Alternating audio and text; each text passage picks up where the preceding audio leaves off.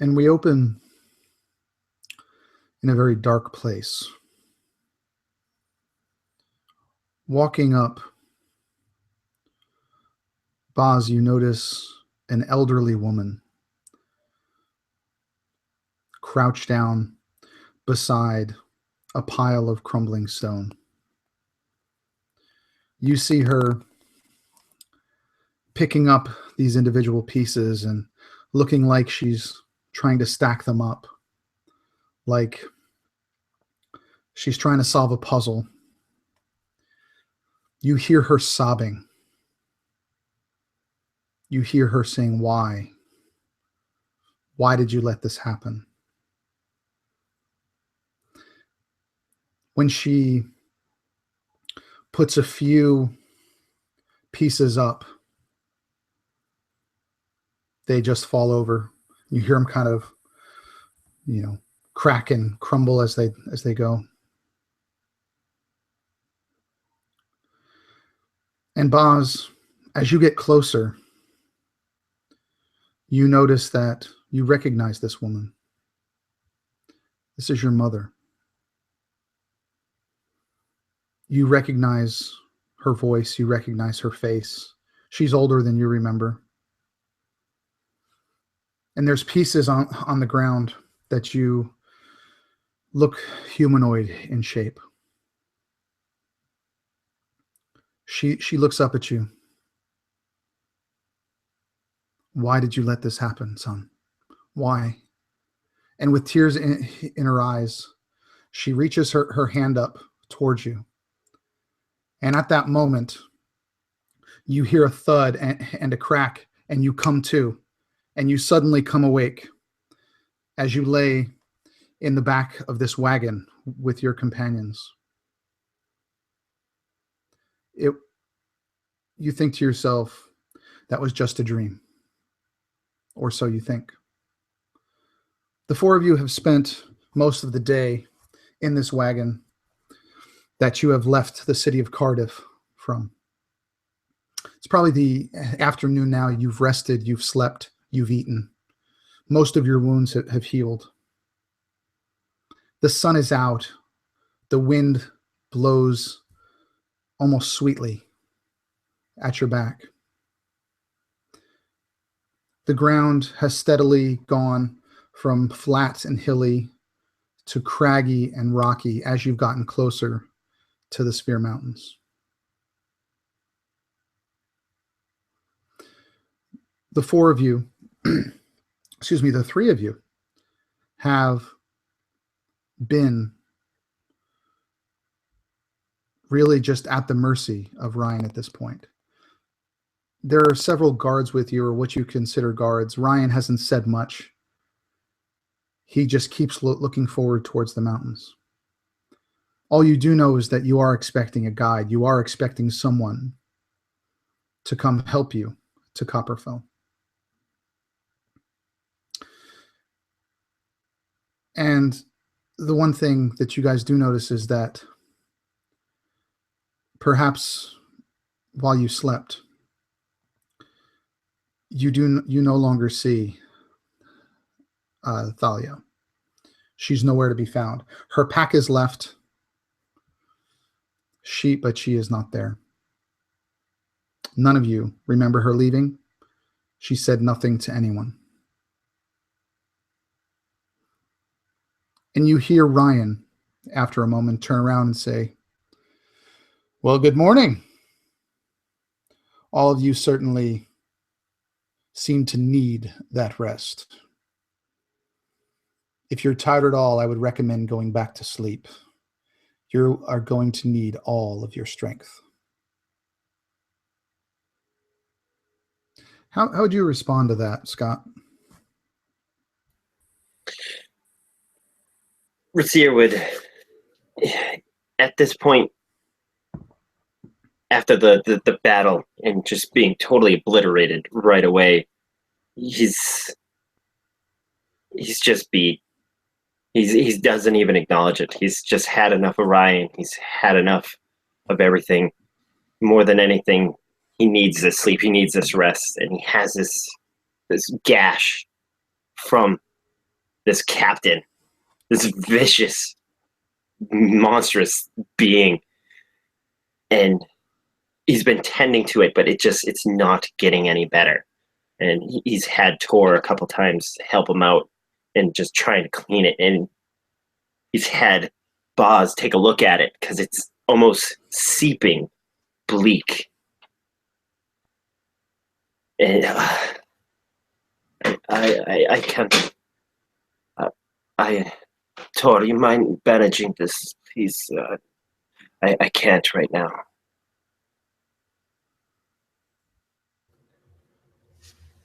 Little one, you must be more careful. You keep falling, you keep hurting yourself. I'm running out of bandages here. But he will reach over and he has like a pail of water that they had gathered, and he dips some torn strips of cloth in there and pulls it out and kind of like lays it atop it to cool it off and to keep it from the elements. So then wraps a dry one on the outside. Are you trying to puncture my lung? There's a gash there. It's okay. It's okay. It just hurts, and you're a big, strong man, and you don't know your own strength. Thank you, Tom. I got it from here. The pain means it's healing. I'll like pat him on the chest. Stop. You're funny. Easy with him, big cousin. Azir, you will want to keep very close look at whatever this is. This is not natural. You let me know if anything changes. How about you let me know? You're the one that shoots this stuff out of your hands. Is there nothing you can do for this? Like, just put it away. Just, please, boss, take the stuff back. I would like to concentrate on the attunement to the bleak energy and just hold my hand over his wound. And I'm not really casting a spell or anything. I'm just trying to, maybe it's a medicine check. I don't know if you want me to make a check for that, but I'm just trying to see if I can discern anything from this bleak energy that seems to be seeping from his wound. Give me an insight check. You said medicine, right? No, I said insight. It's only one less. All right, here we go. That's a 17. You notice that this is a wound, but this wound is not, it almost emanates bleak energy. You've seen this before among the Uldane. Those caught in bleak storms will often have wounds like this. You know that it will heal. It will leave a terrible scar, but it will heal, but it will take time. A friend, this is something I have seen. We will keep it bandaged with Thor's bandages and his poultices. And we will try to keep you from getting more damaged. And I kind of look up at his broken horn and his wound and his bruises and other cuts and scrapes. Maybe you should try doing some more of this to the enemies that we encounter. But in time, you will be better. Makes you look like a warrior. See, look, and he'll kind of show his chest off. He's got this gnarly scar where it's like a burn mark across his chest, and jumps over to his arm where this bleak lightning had struck at him and just first tore open, then cauterized his skin. So it's just this hard, crusted black skin. Makes you look like warrior. Pounds his chest. It makes me feel like shit.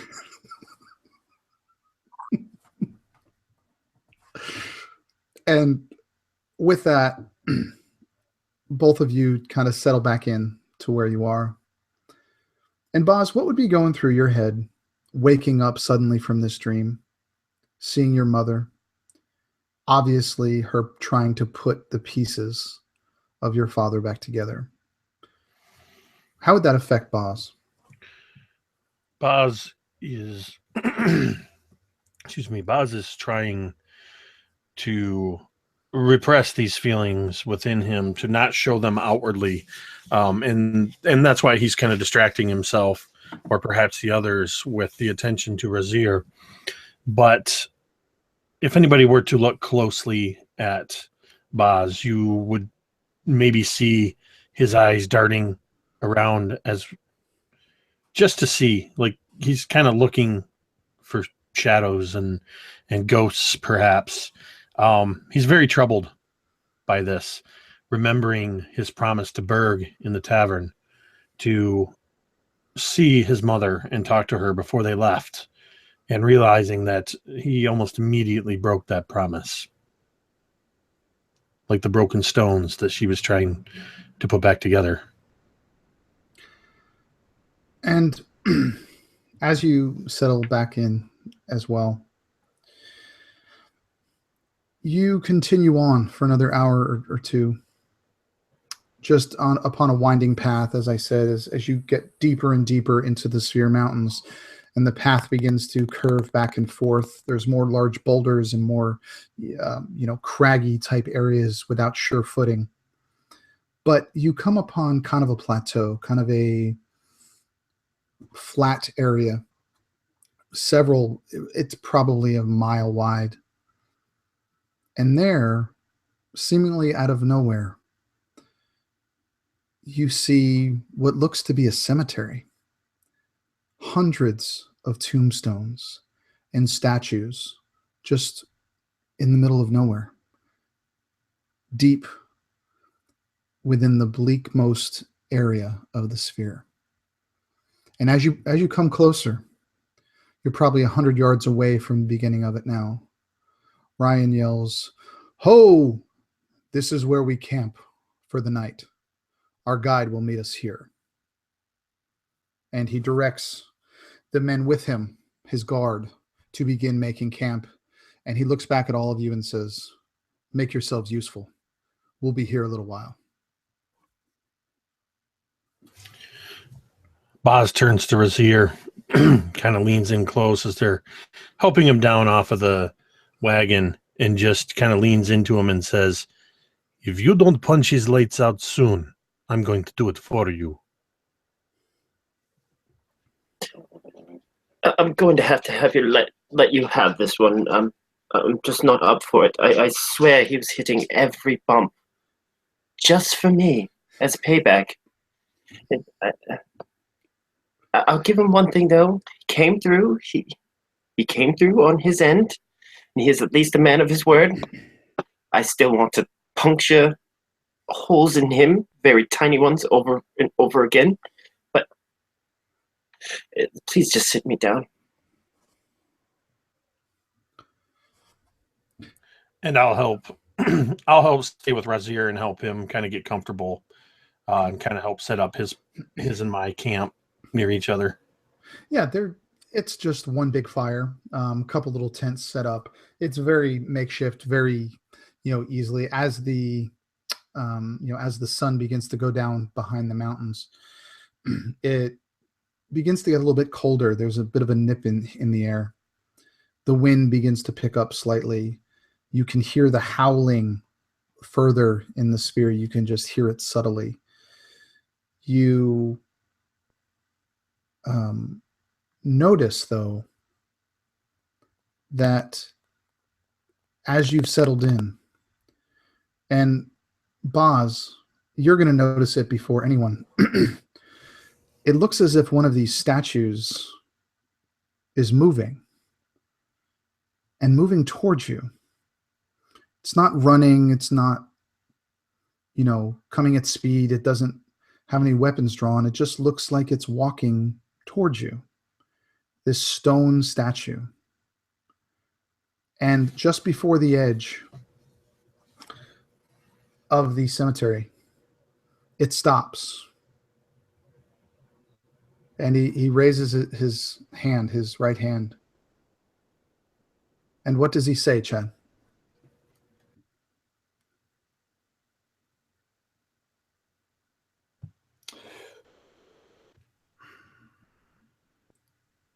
You have come a long way, Ryan.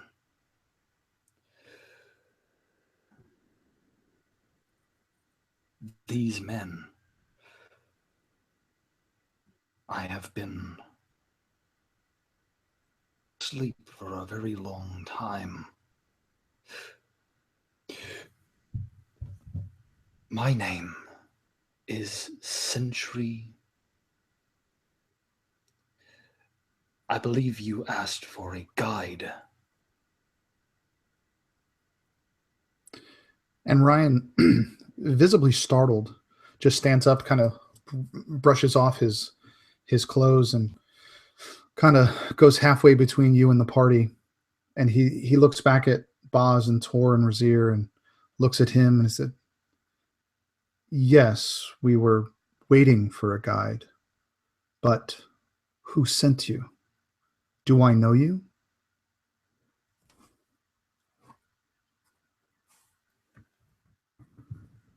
And he sort of can you guys hear better now? Okay. He's sort of like all up and down, and especially he starts to take a couple of steps further out from the cemetery. And as he takes a couple of those steps out further, you begin to see him in almost full regalia, and he is this very large, almost 7-foot stone structure with moss coverings and leaves draping all over. And then he looks to you, Ryan, straight in the face. Eyes your face. You bear a mark of a man I once knew. Ryan kind of cocks his head. Yeah, Ryan would look puzzles. What man? What did you know? Stop speaking in riddles. We don't have time.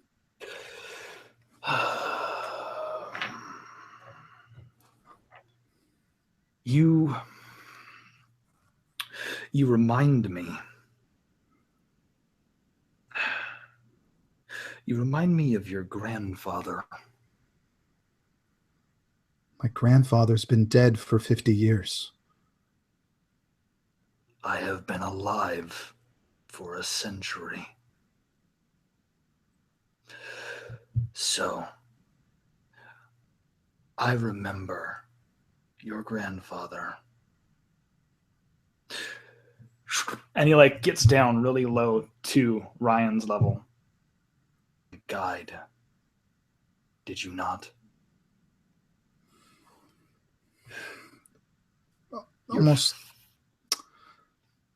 Almost kind of begrudgingly, Ryan nods his head, and he looks back at the party, and he says, "We did." Your grandfather once asked for one too. So, this is my way of repaying an old debt. So with that, he sort of he stands up at his full height again, and then he looks around. And he starts from Boz and works his way around. My name. And he sort of repeats himself over again. My name is Century Drovan. What is your name? Dwarf.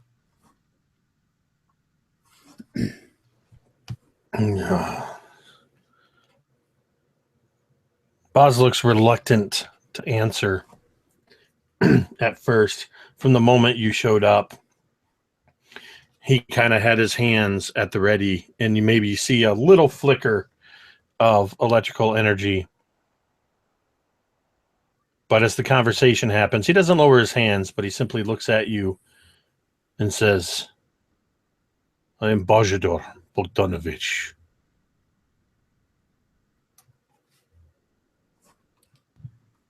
He looks at you for a minute. Looks at your gear. It has been a long time since I have seen an Uldane. It is good to see that you are still. And then he moves over to Brazier. I am Sentry Drovan. What is your name? The name is Raz, and I'm more than happy to know that I'm not hallucinating. I am talking to a stone. All right, I really thought that this wound was getting to me. It's a pleasure to meet you, sir. Would you happen to have anything that you could do about this? Because, oh boy, would I make you my best friend for life for that.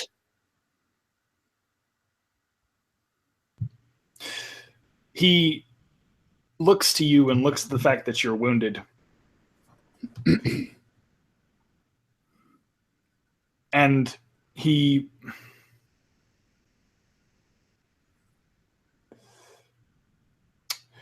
nods. I can. But we will come back to that. For now, you rest. And then he turns to the large Grimdol dwarf. First time that he actually stalls while looking at any of you. It has been a long time since the Chetrevan elves have seen a dwarf of your nature. My. You still exist.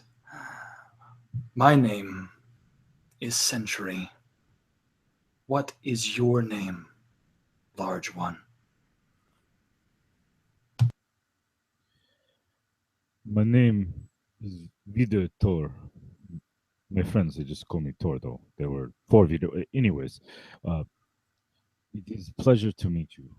Century. Must admit, I've never seen a talking statue. So forgive me if my country ways are a little out of your normal. You said Tor, did you not? I recognize that last name. Tor. Yes. Yes, it seems you. And he motions with a large and covered in moss, and you can hear the kind of crunching of fingertips as the stone boulders that are his fingers sort of move around. Come with me. And it's only to you. The rest of them seem, he sort of motions to the rest of them that they don't have to come if they don't wish. But he begins to just turn about face and start walking in a specific direction. Tor will look around at them, a little disturbed and obviously impacted by the recognition of his last name. And he'll look at them and then gather up his items, stand up, and slowly start after the statue.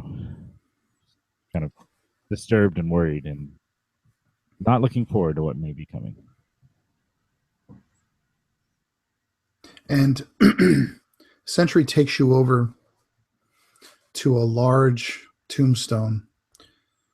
It looks to be made of broken granite, nothing smooth, nothing, just as if a large rock was just kind of shorn And upon that tombstone is a name that you recognize, Tor. It's of a name called Freeguard, Tor. And you know who this was. You you have, oh, how do I say this? Actually, why don't you do this? How would you react to seeing Freeguard Tor's tombstone? Tor would look at it, taking in the words. He'd pause for a moment. And Sentry, though since he is old, he would probably not be in too much of haste, but he'd almost wonder. Then Tor would open his eyes wide, lean back a little, stick out his foot, slamming into the head of the cemetery, the gravestone, to knock it over, perhaps even cracking it as it falls down, and turn towards Sentry. Why have you brought me here? Why show me this place, this traitor?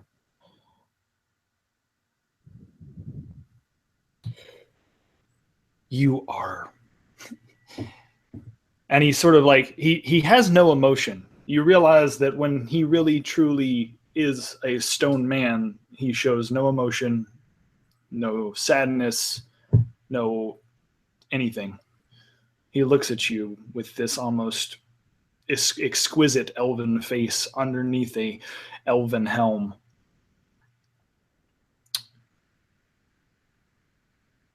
I brought you here because that is your namesake. This is a name. This is not you.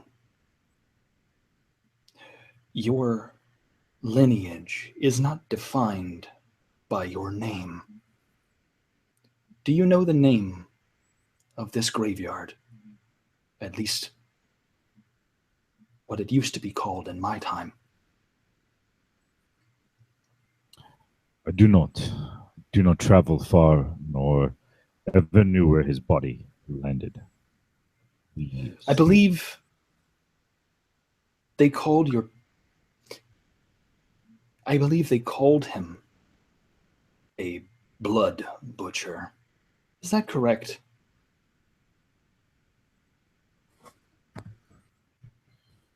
Call him butcher, we call him traitor, we call him many things.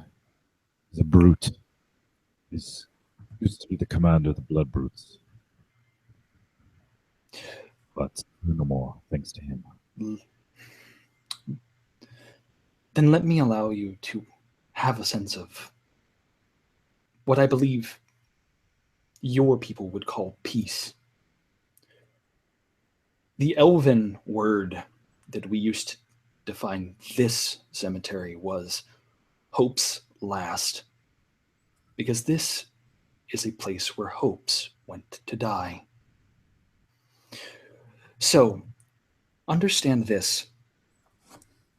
I have seen many people come and many people go in my time of isolation.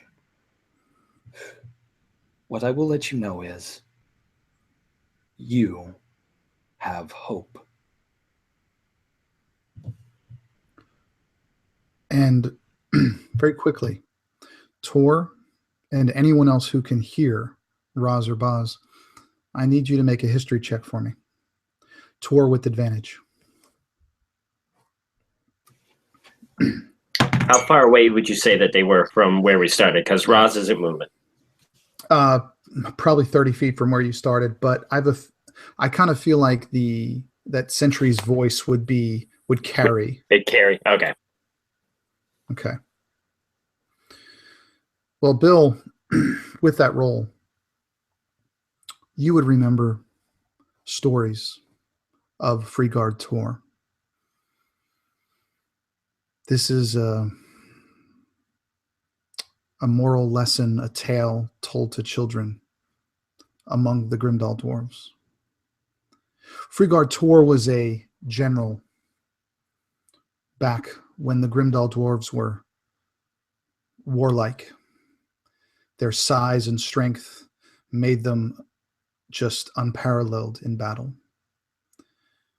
A few choice members of your race had the gift of battle just like you do. They could rage, they could go berserk, and the damage they could inflict was without compare. The dismembered lord manipulated Freeguard. He convinced him and brainwashed him to lead his division with the dismembered lord against the people of Dragongrin, to secure his power in the sphere. Where you stand is where thousands died. They were buried where they laid. They were known as blood brutes for their tendency to cover themselves and bathe themselves in the blood of their destroyed enemies. Without care, woman, child, elderly, it didn't matter. Just death. He was your uncle. And he is everything that you hoped you wouldn't be.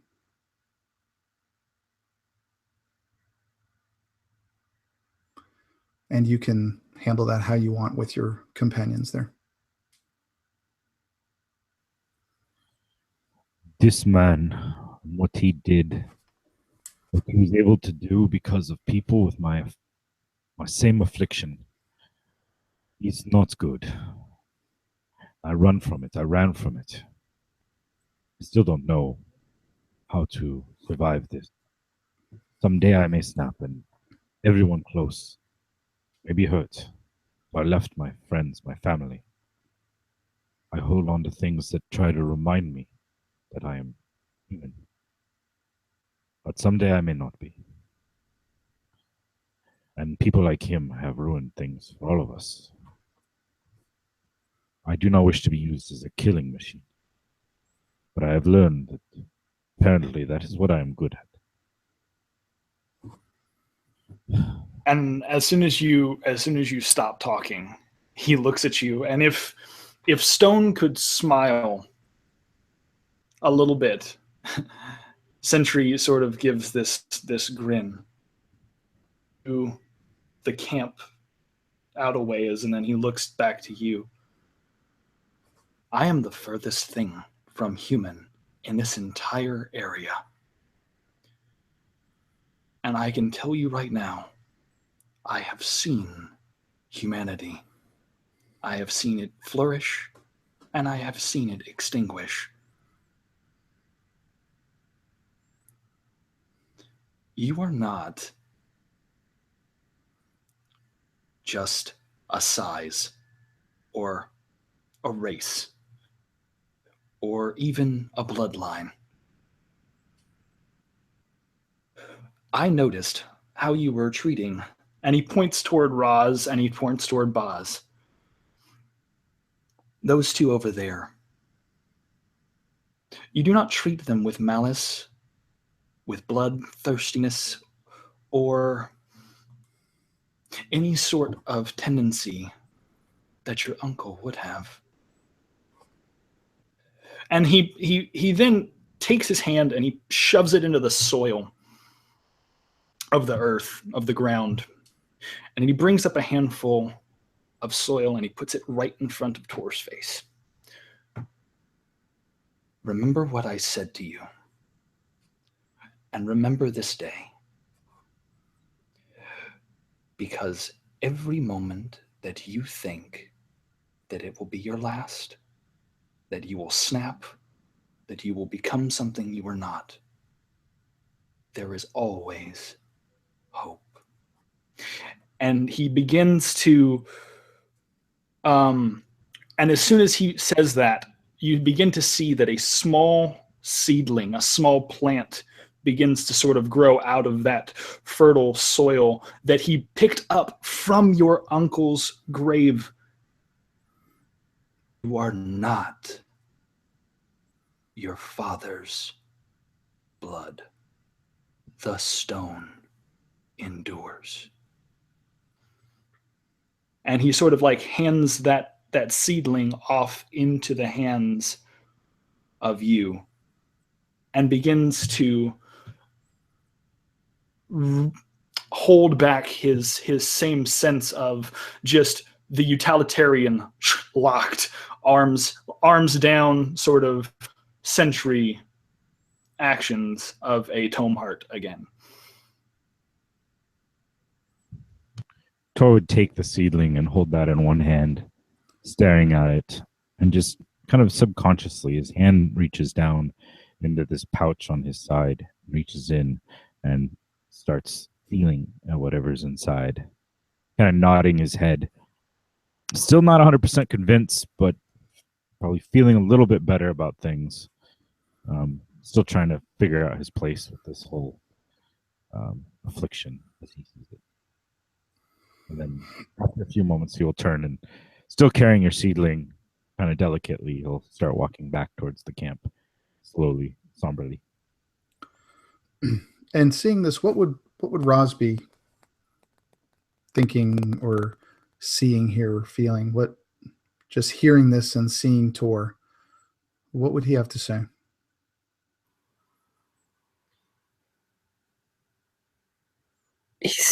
He would definitely be kind of awestruck to hear that here lies this man that helped bring so much darkness and sorrow to the world, and this is like Tor's relative. He'd kind of be flabbergasted. I would probably go with, and he's still not technically all in his right mind either. He's still probably in quite a bit of pain and more apt to just be like, I just can't do this right now. We'll talk about this later. That's a beautiful little plant. I'm taking a nap. And Ryan would look at all of you and say, yes, bad things happened. The dismembered lord destroyed countless families, destroyed countless bloodlines, used, manipulated, hurt. This is nothing new. This isn't anything to cry about. This happened 20 years ago. Look at every single gravestone here. It's from the same day 20 years ago. Just as I said before, we do not have time for this. And he turns around and walks back to the campfire and just kind of sits down in a huff. Tor would be a little bit more aggressively feeling at that which is in his little pouch there as Ryan speaks, obviously trying to hold back some desire to jump at this man and tear his throat out.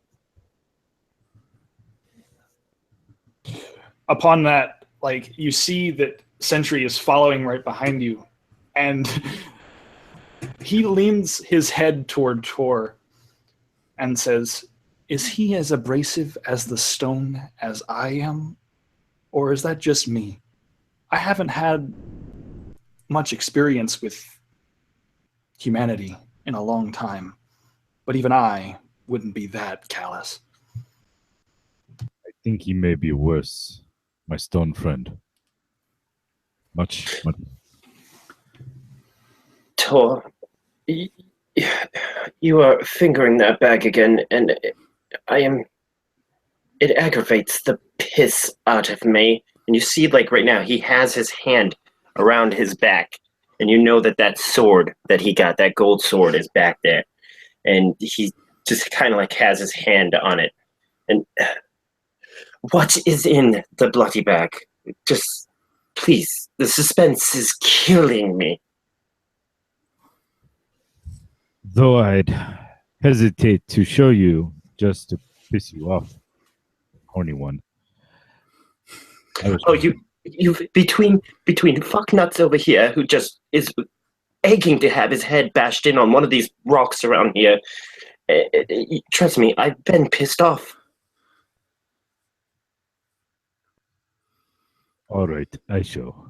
And he reaches into his bag and he pulls out 2 humongous pair of bloody, what once was white woolen socks. And he kind of holds them up, and they're stained with blood, almost were drenched with it at one point, now dry and back to sock form, and he holds them up. This is what I have in my pouch. A couple of what did your dad beat you when you were a kid? Gave you a bloody nose? You stuffed them up in there to stop it? This is a reminder you. Oh my God! This is boss. This is what he's had in this damn bag this whole time. Someone just smother me in my sleep later, please. You know what they say, Raz, about curiosity and the cat. But I think in this case, the cat died from being underwhelmed. Okay, big man. What exactly is these for? Please. I've seen you go at these things. I'm surprised you have not worn a hole through that leather satchel that you keep them in, because it's almost attached to your hand. Okay. When I used to be a shepherd, and I would find my sheep would roam. One day I come back from carrying a lost sheep back. 2 men are there, trying to take my sheep away, trying to pull them into carts. And I don't know. The next minute, I was on top of one of them, covered in blood, both of them barely clinging to life. And as I stood there looking at them, their nearly lifeless form, Gwen came up, a girl from my village. You probably don't know her, but she came up. And she saw me. She took me and calmed me down. She took her socks and cleaned the blood off of me. She comforted me, told me that I was more than whatever this was, that I was not a blood brute. And every time I feel that rage, I try to calm it down, to put it away. I think of Gwen. I try not to disappoint. But I've failed too often now. But I hold these. Someday maybe I can conquer. But as of now, I struggle. You see Brazier, he kind of sits forward. His hand comes out from behind his back. He's kind of holding his left arm tight to his chest to kind of keep that wound shut.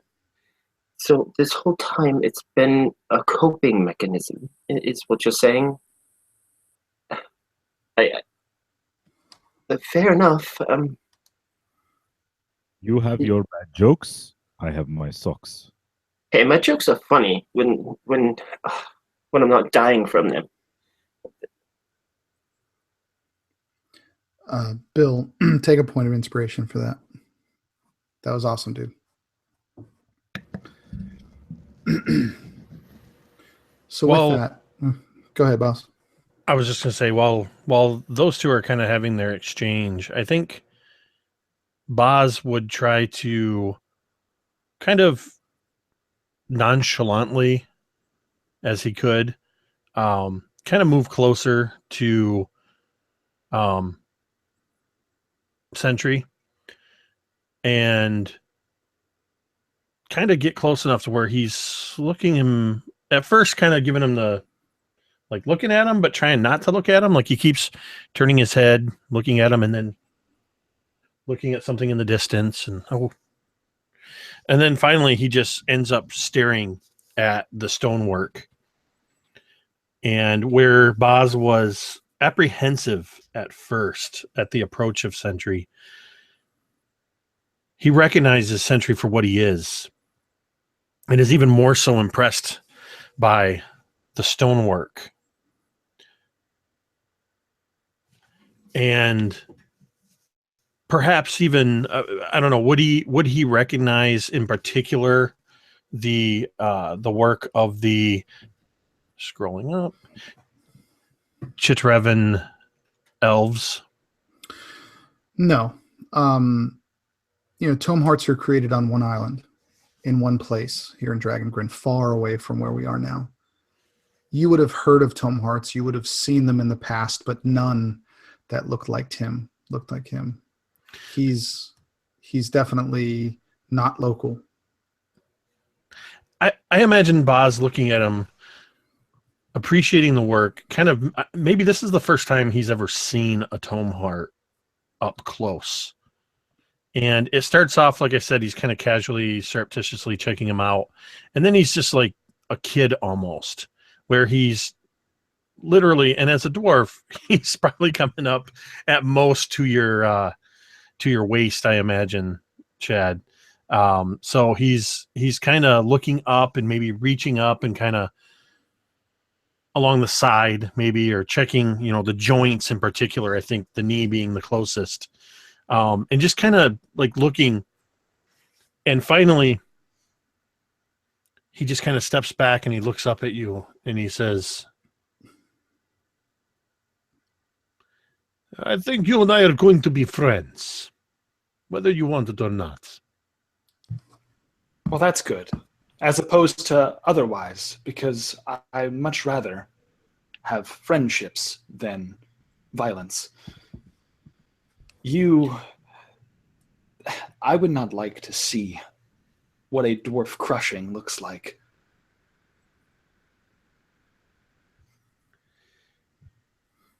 And with that, Ryan kind of addresses all of you and he says, yes, we've been through this.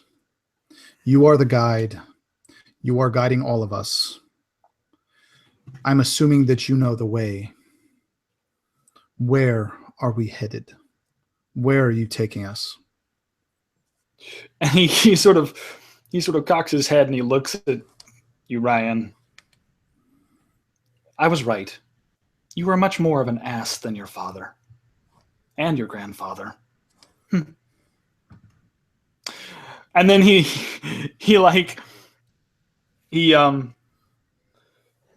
I know of a path. I've scouted this place for a while now. We can go that way, or there's an alternative, or possibly even another alternative, but it's entirely up to you. And he looks at Ryan. You were the one who asked me to guide you, so I will hold it into your hands as to which direction you would like me to go. Ryan kind of looks pissy. He says, you have been commissioned by my father to get us home. I care not the direction, but I would rather the swiftest path possible. None of us are familiar with how to get home from here. We have never been this far north, this far into the bleak. Where is the fastest and easiest route?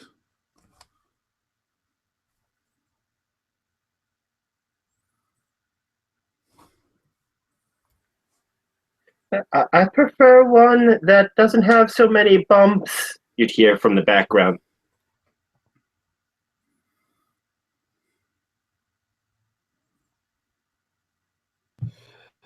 There are two ways. Go through Shade Crag Pass. I could certainly allow you to make it through there. Treacherous, and you may not have as many challenges. And he looks to Raz. And considering the damage you have already endured, perhaps that is the best.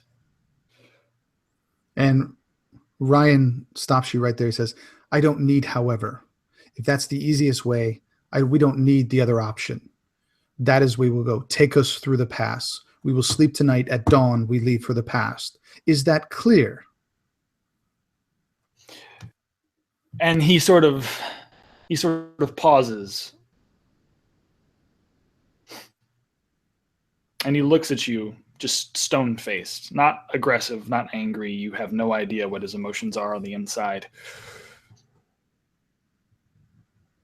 Yes, I understand. I am not just a boulder. And Ryan gets very close to him. You're significantly taller than Ryan is, but he's relatively tall for a human.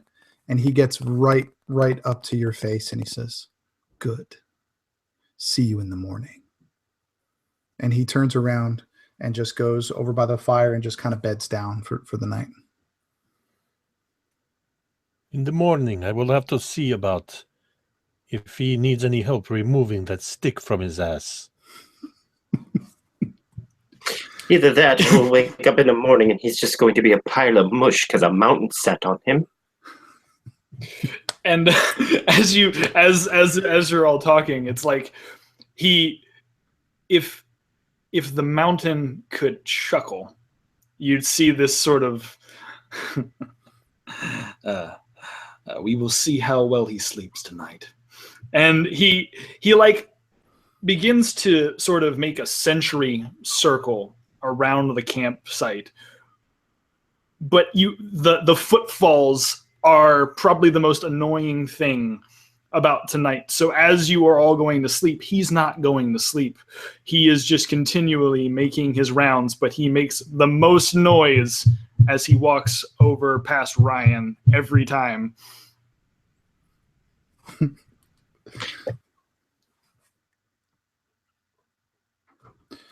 Hold on one second. Grabbing a beer. Sorry. Thank you. Sorry. Got to fill up the AppTab mug. Just saying. And that one didn't come with any bonuses. I specifically asked her not to bring bonuses today. I was going to say how awesome that was that you said, "Hold on, I'm going to grab a beer." Didn't look, held your hand backwards, and had a beer placed in your hand. Because I have the most amazing wife ever. And it came with a sorry. Yeah. Sorry to break the mood there. But guys, that was Chad. You get a point of inspiration too. Introduction, phenomenal. Tour. Thanks, man. Both of you guys, awesome. So, and I think that's the longest that we've ever gone in a session without Jake talking. So that's interesting. Jake or Boz? Yes. I'm tired.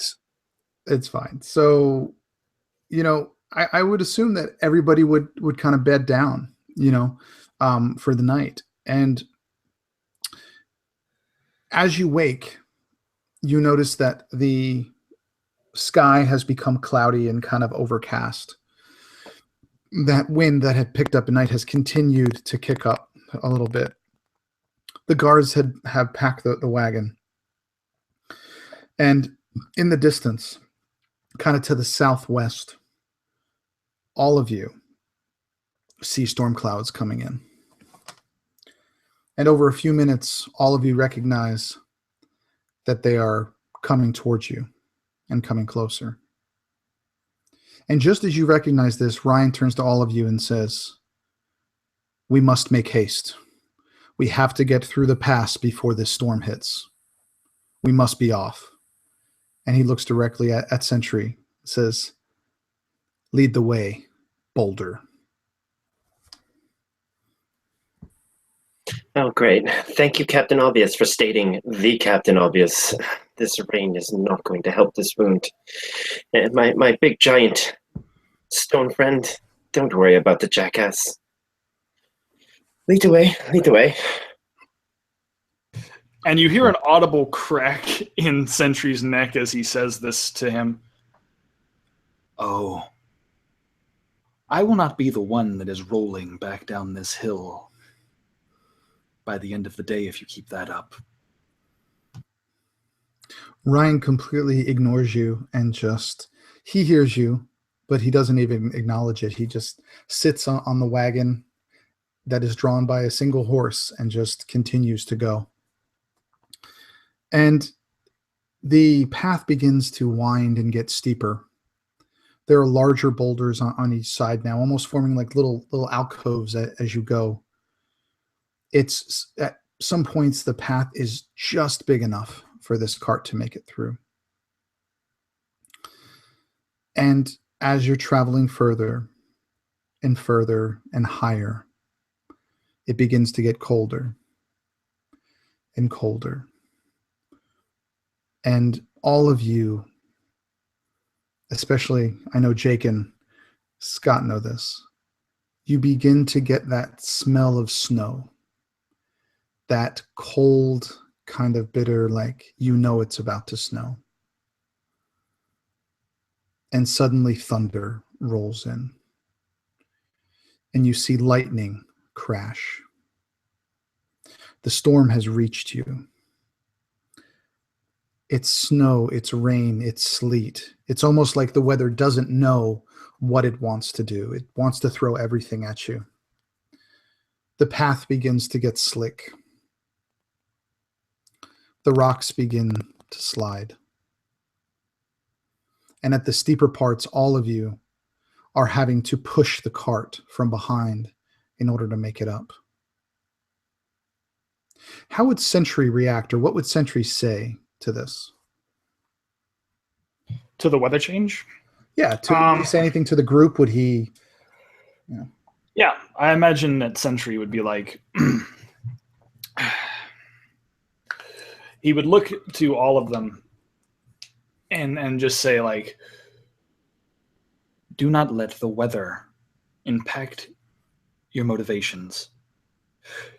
Keep pushing. Keep striving. Keep enduring.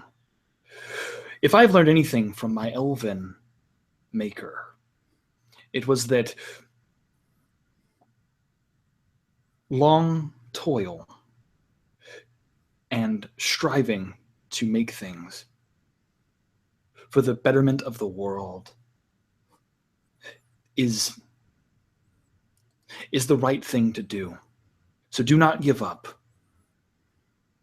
and do not stop pushing yourself. It begins to keep pushing that cart through, and every time they get to a new obstacle, he's like, don't worry, we're gonna get through this next weather issue. Or if they start getting into like heavier mud, he's trying to shoulder block the cart through the mud to make sure it doesn't, move or doesn't stop moving. Constantly continue to move to avoid any possible dangers that might be within these mountains. And Sentry, you know that this path and this pass will take roughly a day to get to. If you, on a regular day, in normal weather, you could probably hit it right before nightfall. In this weather, in this rain, in this cold, with a wagon, you don't see how it's going to be possible before nightfall. Would you convey this to the party, or would you just continue pushing? No, I think at one point he sees the weather, and he sees that while he is stone, and while the stone will hold, and the stone can batter the weather, he looks to his party and sighs, and he holds out an arm toward the cart as he stands in front of it. Halt. We can go no further. It would be detrimental to all of your companions and yourself, Ryan, if we continue to move forward. And Ryan jumps down from the wagon, visibly angry, and again gets up in your face. He says, "You do not give orders, Stone Man. I give the orders. My father told you to guide us, and that is exactly what you will do." And he puts the largest stone hand in front of your face. almost eclipsing your face. This pass. Have you been on this mountain? If you have not, then you have no room to tell me how to do my job. So, I am telling you, if you wish to survive, you will listen to someone. And he pulls out a hand. He holds out his hand that he holds out to you, and using Druidcraft, and inside it, the weather system begins to build inside of his hand. Do you see the volatility that is inside of my hand? Experiencing right now. And you see like this small storm cloud with sleet and rain. It will only get worse from here. Do as you will, but I will stand in front of you. Ryan kind of is taken aback by seeing this kind of, for lack of a better phrase, picture in your hand, kind of, the arcanic energy or the druidic energy just forming in your hand and showing him this. And he says, the point is to survive. The point is to get there quickly. As it's my decision, taking everything into account, maybe I will decide to stay. But know that is my decision, not yours. If I were to stay, where could we find shelter? Where could we hunker down for the storm? And then would you want me to roll anything for that there, Drake? You know this path. So I would say that you can pretty well respond as you think he would. And I believe that Sentry would look around. He would be eyeing for any sort of small cave dwellings or, like little inlet passes here and there that would be overhung shelters. He would say, just up there, a little further, there are a couple of openings that I myself sheltered myself from some of the harshest weathers. If we make it there, perhaps, and he says this with almost a hint of threat, perhaps you will survive. Ryan nods. Perhaps I will. Lead on. Guide. Tor will move forward, kind of walk up next to Ryan, and put his hand on his shoulder. I know sheep. I've never farmed. If I want to grow something, I talk to farmer. If I want to raise something, I talk to shepherd or cattle farmer. I don't try to tell farmer or doctor or anything how to do their job. I know sheep. That's it. You know shit. That's it. You have guide. Listen to guide. Then he'll walk forward. And even in the time that y'all have been talking, it is switched to this kind of freezing rain. The path is becoming more slick. Up ahead, maybe there's a large overhang that you may shelter from the rain in. But it's not going to shelter you from the wind. And getting a fire would be impossible in the storm.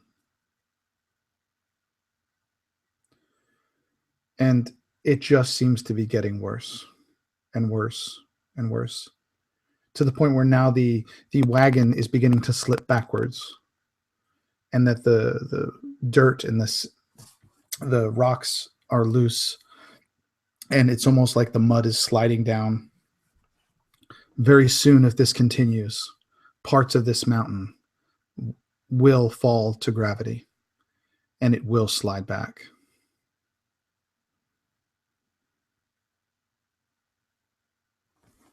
What would you guys like to do? Is it just me, fellas, or does it seem like every day is just the world attempting to kill us? I think it's pretty much just you, little horny one. Great play on words there, big man. But it always seems to have something to do with water. We're at sea, we almost drowned, we're in boats for days, and now, because the water couldn't kill us, it's going to bury us in snow. I hate the water. And Ryan looks back at Sentry. He says, "You say we can't go this way now. You say hunker down. There's nowhere to hide from this. There's nowhere to camp. There is nowhere to stay warm. You spoke of another option. You spoke of another way. What is the other way? Where is it?"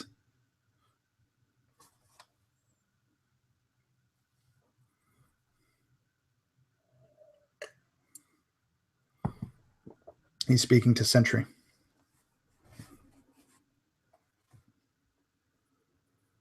I'm trying to remember the name you gave me because I'm looking it up right now. I got it. Here.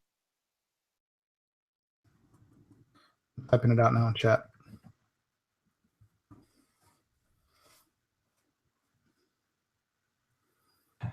And he shakes his head.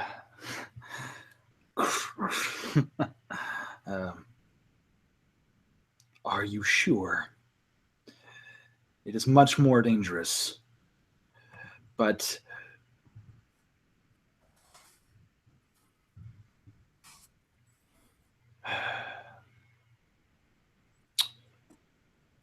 they are called the ruins of Gosrin. Gosrin. Are you sure you... Go ahead. Are you sure you want to continue? If I take you through that pass, the probability of success is going to be much, much less. You have just spent the last bit of time telling why we can't continue. If we stay out in these elements, are we going to survive? You may survive. You don't feel it. But will we? The flesh and blood, the real, alive, creatures that are alive, not created, not constructs like you. You have no emotion. You have no feelings. You may be able to stand in this cold, but we can't. I asked you for the easiest way. This is no longer the easiest way. What is the other option? And he looks to the group. And then he looks outside and he sees the massive amounts of rain. And he thinks to himself, there's no way I can stop this. Even with all of his knowledge of the weather and everything that he has, there's nothing in his bag of tricks that he knows of that would be able to stop this much water. So he sighs and then looks to the rest of the group. Very well. You are right. Perhaps my thought process is marred because I have not been around humanity for very long.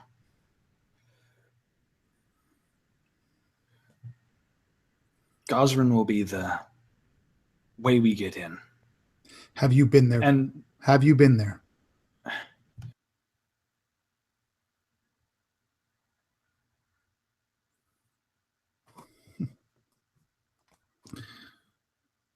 for the life of me, I can't remember. Hold on. Chad, I just sent you a message.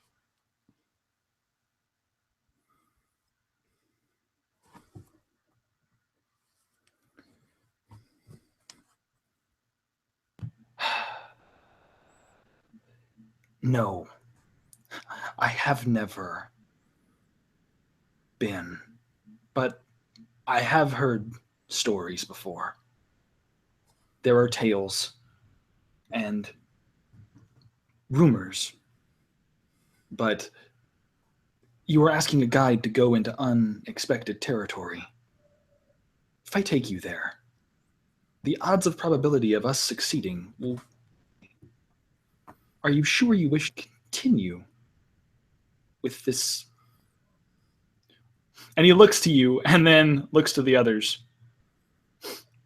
Potential death trap. Wait. What was the name of this place again? My brain is half working here.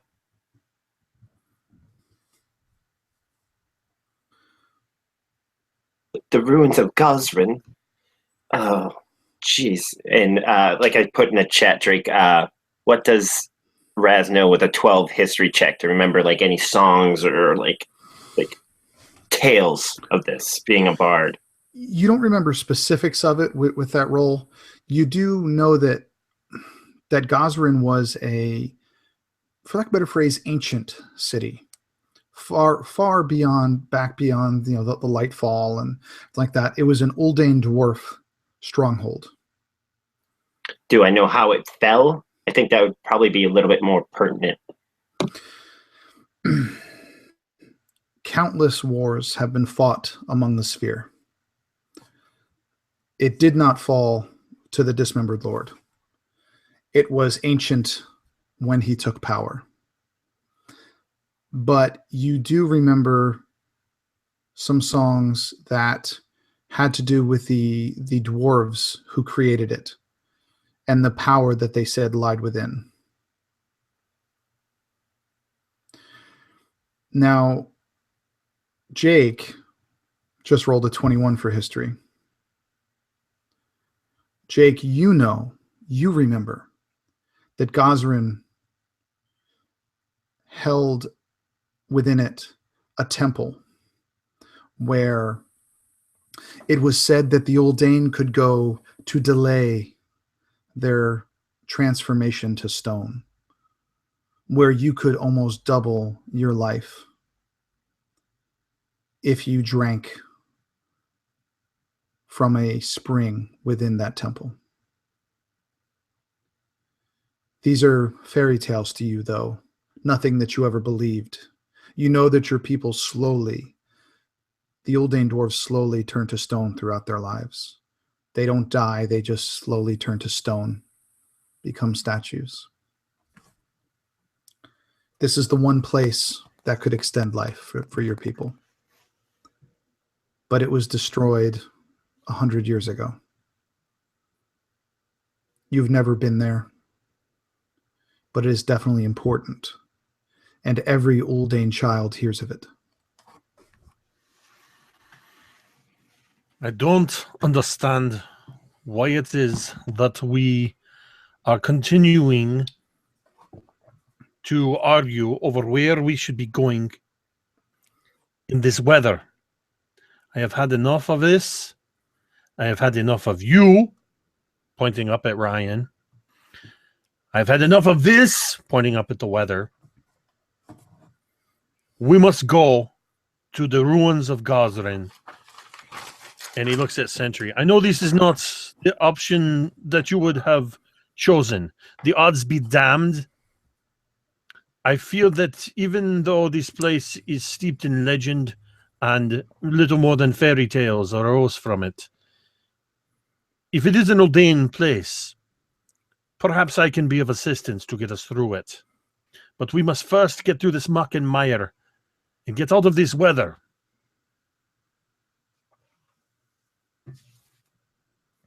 Very well. Even if we... Oh, I guess we can't leave the cart behind, can we? It's got the chest on it. I don't know, boss.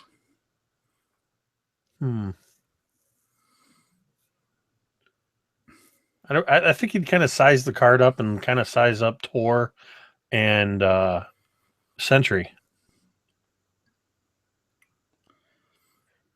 They together, each taking part, they could They could carry it with relative ease. They couldn't do much more than carry it, but they could take it together if they wanted. I would not ask this of them.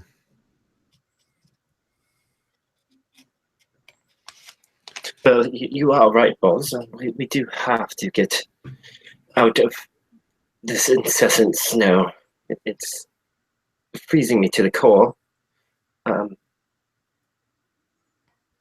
But I don't think we have much of a choice here. Even though this place is centuries old, and who knows what may have found a home in it since then. Out here, we are certainly dead.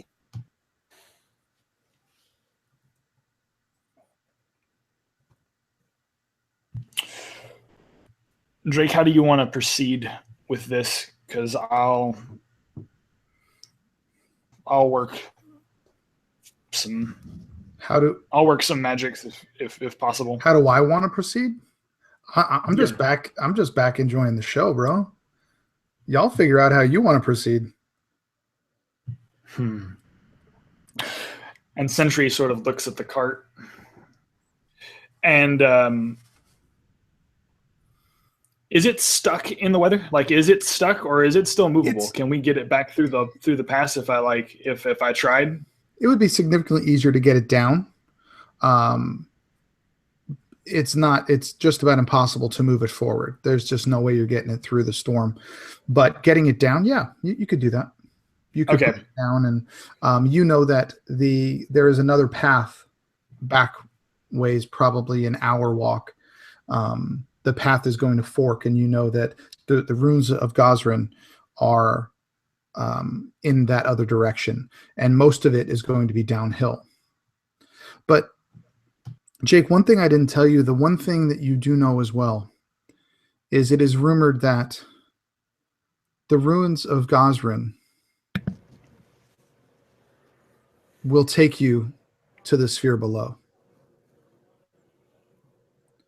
You know that this is not a path that is going to take you over the mountains.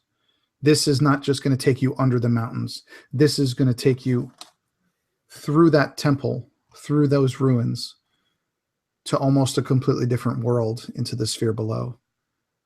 A world of subterranean cities that none of you have ever seen, just heard of. And I would think that there would be a little bit of fear within you knowing that with Boz. I think there's a part of Boz that, having never seen the true depths, Boz doesn't doubt Sphere. The city that we just came from has an entrance into Sphere, but kind of the upper levels. But it's the depths of Sphere below that I think Boz would almost hold in the same regard as the fairy tales of the ruins of Gosrin. That there's a little bit of fear there because he doesn't want to be wrong and completely dismiss them. But I don't think he would really say much at this point because he doesn't want to look foolish perpetuating possible children's tales. Okay. So then what would the four of you like to do? How would you like to proceed? If we can move the cart, then you can move the cart. Struggle down with it, and let's go this way. Lead the way, Sentry. So you see that Sentry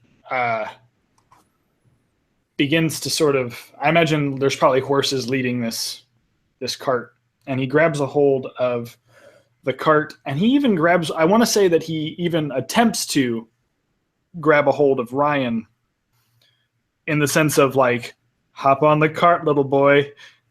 I'll take you where you need to go. And like guiding him this way. Ryan would, again, he's obviously uncomfortable, but he knows that he doesn't know what to do next. he just kind of hops in the cart and just sort of puts his head down. Puts his head down. All right. And so I believe that between me and Tor sort of kind of leading the way of getting the cart out of the area, we can maneuver the cart out. And once we get the cart out and about to the main roads again, Sentry begins to sort of lead them to the gaping that gaping hole that is the path that goes down Sphere below. And he turns to Ryan, and one last time just before they go in, he looks and says, "This was indeed your choice.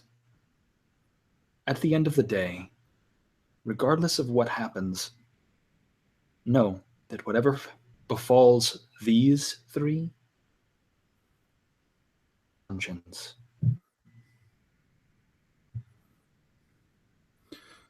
These three have been with me far longer than you. I trust them. And now they trust me. Do your job. Get us home. We will discuss your manners at another time. And he just turns forward and ignores you.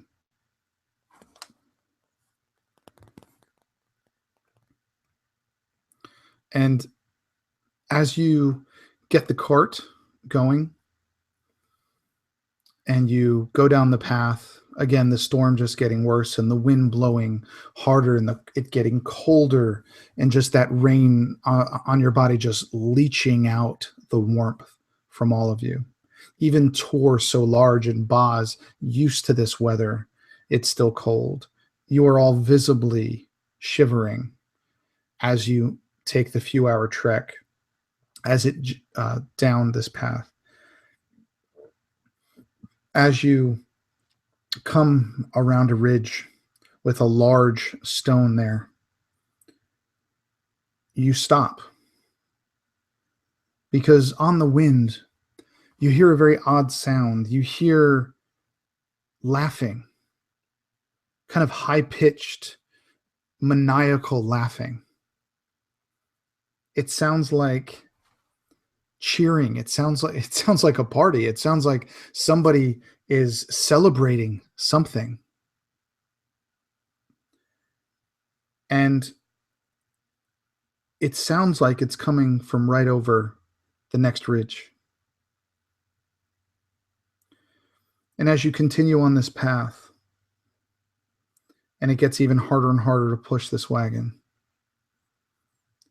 you just barely make it around the ridge. And Sentry, you would put a hand up, I would think, and stop everyone. You would just put a hand up to hold, And you would notice in the distance, probably almost too far away to make out, a group of small goblinoids just jumping and cheering, and it looks like they're around something, kind of dancing around something, but they're cheering as if they just had some huge victory. And with that, we're going to take a 5-minute break for Jake. Oh, thank God. I'll be right back. Booyakasha. All right. We've actually only been going about an hour and 20 minutes, guys, so we're good. Dude. Oh man, this has been so good so far. Oh my goodness. Well, good. I'm glad you're enjoying yourself, man. Sentry's awesome. I'm enjoying it. So yeah, Chad, if you want to introduce yourself, please go ahead. We may have another break before the end too, but I need to pee as well, so I'll be back. I'm gonna go say hi to my wife. What was that? Feel free to like introduce yourself and your character and stuff if you want. Oh, yeah. No, we're probably going to be taking another break anyways. He said, but okay, that's fine. Hi guys, my name is Chad Nick. I have a YouTube channel, and a blog called gastrogamer.org that I do game reviews for, which hopefully I'll get back to doing that this year. Things got a little hectic during the holidays, but I'm super excited for that. As my character, I do play Sentry Droven, and he is a Tome Heart druid, and I'm flippin' loving. It's my first time playing a druid too, so I wanted to go big or go home, and I don't think I could have gotten any much bigger except if I went with like a Grimdal dwarf. So I'm excited for this, man. It's so cool. And so far, man, you're killing it. I'm loving him because you're giving Ryan just as much shit as all the rest of us, which just makes it that much better. When he was like, do your job, I was like, I'm about to throw this dude down a hill and make an avalanche, and it's just nobody's gonna see him. Nobody's gonna know. You watch the rest of them. There's many times I wanted to kill this guy. Many times. I want nothing more than to slice his throat. I want to kick him in his throat and watch him choke on his own blood on the floor as I point and laugh. Like, that's what I want to happen. He's the most unlikable yet likable NPC that I've ever seen. It's like, I hate you, but I kind of love you because you're an antagonist that drives everything. Oh man, you're completely right. Like, you love to hate him, and he's innocent. Like, he's innocent, and he is in the end trying to help, but everything in between just makes you want to murder this guy. Exactly. It's like if you could treat somebody with normal respect, like, I'd be all about you. But the fact that you think that you're above everybody, like, no, bring you down to my level. I am going to hit the head right quick, though, but wanted to at least have somebody here while you did your intro and kind of shoot the shit with us up.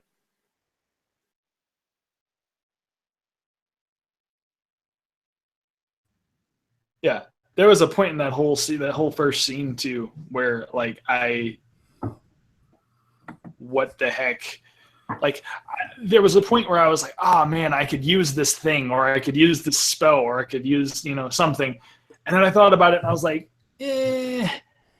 nah, it probably wouldn't work, and then I'd feel really stupid for wasting a spell slot. Like, I was thinking about using one of my spells to try to make the weather at least a little bit more easy to handle, but then I thought about it and I was like, nah, if it's going to continually come down, I'm probably going to end up wasting that spell slot if it ends up just being torrential downpour. Well, I posted up a poll, and going over the mountain actually only got 2% less vote than going where you guys will be going. So the initial one, and I actually had a choice, and I rolled a d20 to see if you could get through that pass. So it's yeah, no, that first part, guys, went beautifully. I was very, very happy with the introduction to you, Chad, and how things are going. So definitely looking forward to it. I mean, that intro, you just killed it, dude. You really did. So anyway, do you need to take a break, Chad? Probably not going to get one for another hour and a half. Nah, dude, I'm good right now. I'm honestly fine. I might need to get something to drink, but I'm pretty much good as far as everything else. So let me grab that real quick. I'll be right back. Sure. Anybody who's watching, thanks for sticking around with us. Had a couple viewers the whole time. I appreciate that. So, yep. So we got a new player with Chad. We had another player last game. Unfortunately, scheduling and stuff just didn't work out. So, as anybody who plays knows, getting people together even once a month can sometimes prove challenging. So, we're going with Chad. He's doing a real great job, and hopefully he can continue it. Oh, Jake, that's no fair. You didn't say you were getting food. Well, the path to the bathroom is on the way to the kitchen. Or no. The bathroom is through the kitchen. Oh. Okay, then. It's just a waffle and a couple pieces of chicken. I scarfed down some eggs before we came on. Mm. Hey, did you tell them about our podcast? No, I didn't. Why don't you do it? Because I got waffle in my mouth? All right. Go ahead, bud. Hey, internets, it's Jake. And I'm here to tell you about a wonderful new podcast opportunity. If you go on iTunes or go on Podbean and look up something RPG-ish, that's something RPG-ish, you will be treated to the dulcet tones of Drake and Jake talking for an hour about something RPG-ish. It's our brand new podcast venture where in our first episode we talk about setting the scene, and this week, Thursday at noon Eastern, will be our second episode with special guest Barker from Absolute Tabletop and Be a Better Game Master. And this is something Drake and I decided to do, and we're having a blast with it, and people seem to be enjoying it, and we hope to keep doing this for a while. Yeah, the first one was a lot of fun. I don't know anything about the technical side of it with editing and stuff, but luckily I know this other guy with a great beard that knows all that crap. So I just talk and he makes it better. So it's all good. It's all I just sleep. My beard does it all. Yeah, that's what I figured.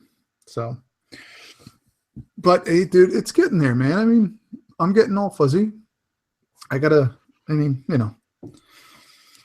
just got mine professionally trimmed for the first time this weekend. I saw that. Did it make you feel good about yourself? Did you enjoy the experience?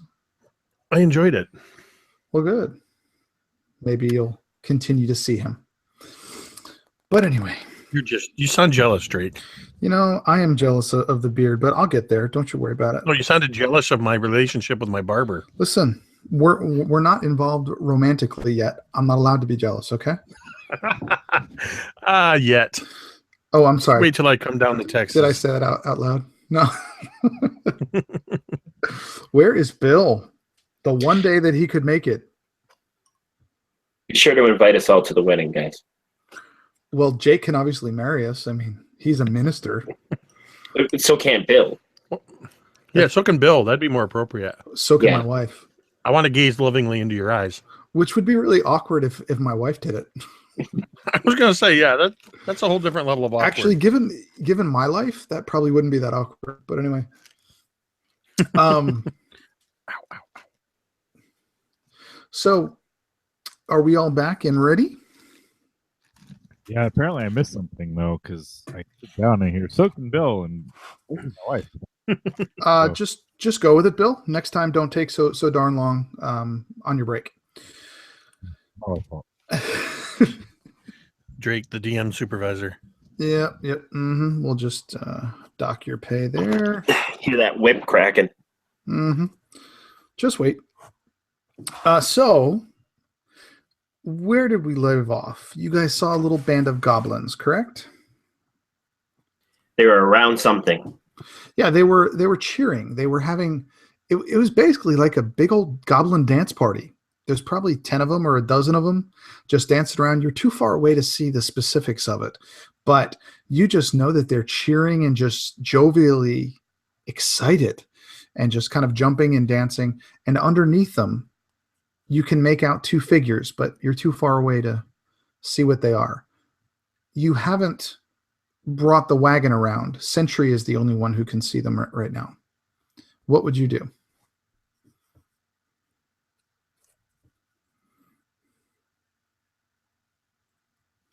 He holds that hand out to the back of the cart. Holds. And he looks down. It seems we may be crashing a party. And he looks to the three of them. And almost quizzically, I am not very familiar with parties. Is this something that's normal? Dancing, frivolity. I'm not sure what that is. They seem to be convulsing. Do they need assistance?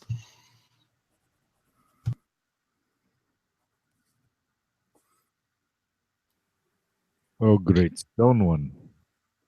You have not, I take it, no dates. I mean, you're stone. I don't know how it works, but yes. Dancing, normal. Not sure about goblins dancing. Not sure about goblins. Anyone know anything? Are they okay? I mean, I don't normally go up to weird things and say, "Hi, join your party." If someone would like to make a roll on that, sure, we could do. I don't know. You could do a nature check. You could do a. I don't know. Maybe even a history check if you like.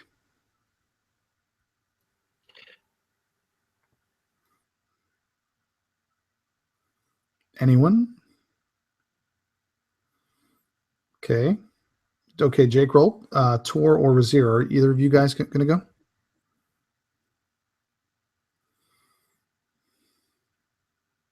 No, I figured Tor already said he doesn't know, so he's not gonna. Okay. So, Scott, 20 history check on like what they might be doing if this is like a Scott, you Yeah. due to the Vilok Tieflings' slavery, goblins too have a history of being made slaves. And you're relatively familiar with goblins and how they act and what they do. And the only time you have ever seen them cheer and be like this is after they've won something or they've killed something or they've succeeded in some battle. This is the only thing that would ever cause them to do that. You know that they must have just killed something. Well, my friends and Ryan, this is usually not, at least from this perspective, or the one lying on the ground, a good sign. They usually only do this as showmanship. They're celebrating taking something down or capturing something. And by the looks of it, there seems to be two forms lying on the ground. Odds are they're either dead or very, very close to it.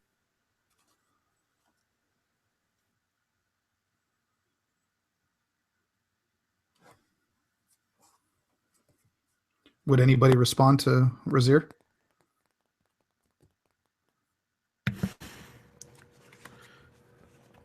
Either way, they are on our path. We will have to confront them.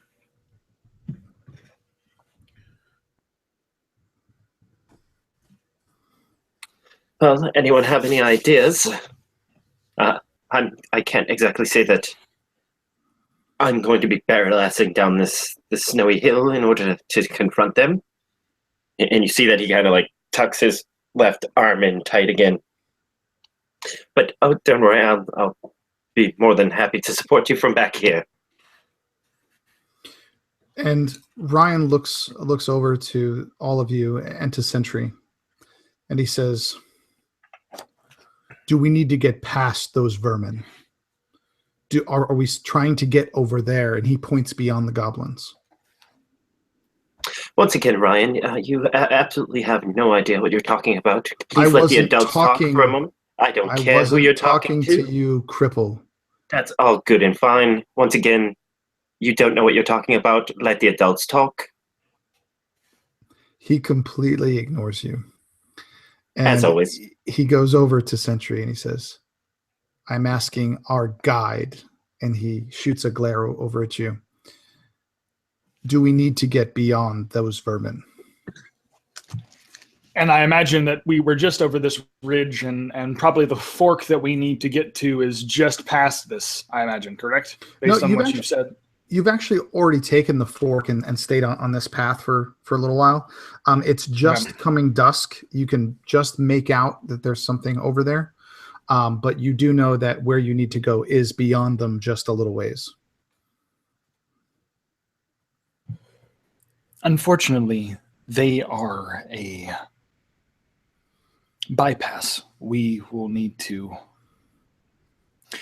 eradicate them from the roadway before we can proceed. I can to try and assist them in leaving. Or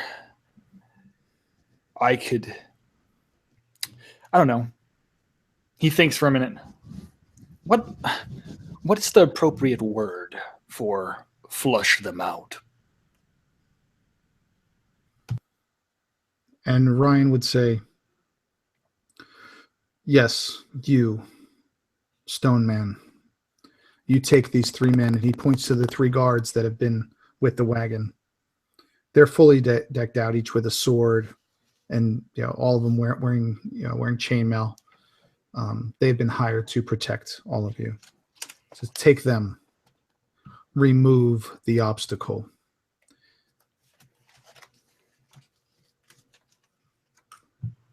Very well. And you see that he sort of like mounts up, and it's like he gets into this protection mode. He's no longer just the sort of greeter or guard or that sentry bot. Welcome to Walmart. How are you? That sort of mode versus I'm gonna go do protection now. And he then turns around and looks to his compatriots. Are they going with him, or is he taking just the 3 guards with him? That's up to you guys. You are out of your mind, Stone Man, if you think we're going to let you have all the fun. Don't know if I come to. And he looks to Ryan then. It seems I have a full caravan. And he looks to one guard, and he puts a large stone hand on one of the guard's shoulders. Please stay with our accommodating owner. Please do not allow him to die. It would be my fault then, and I would be persecuted. So he looks right at Ryan. I will be back to pick you up. Please do not move from this spot. And I imagine that he looks to the 3 of you, and then especially to Roz. And for a moment, Roz, are you at? You're definitely not at full health, right? You're pretty much. I have full health, but what I'm looking at is from the beating that Keys gave me last game.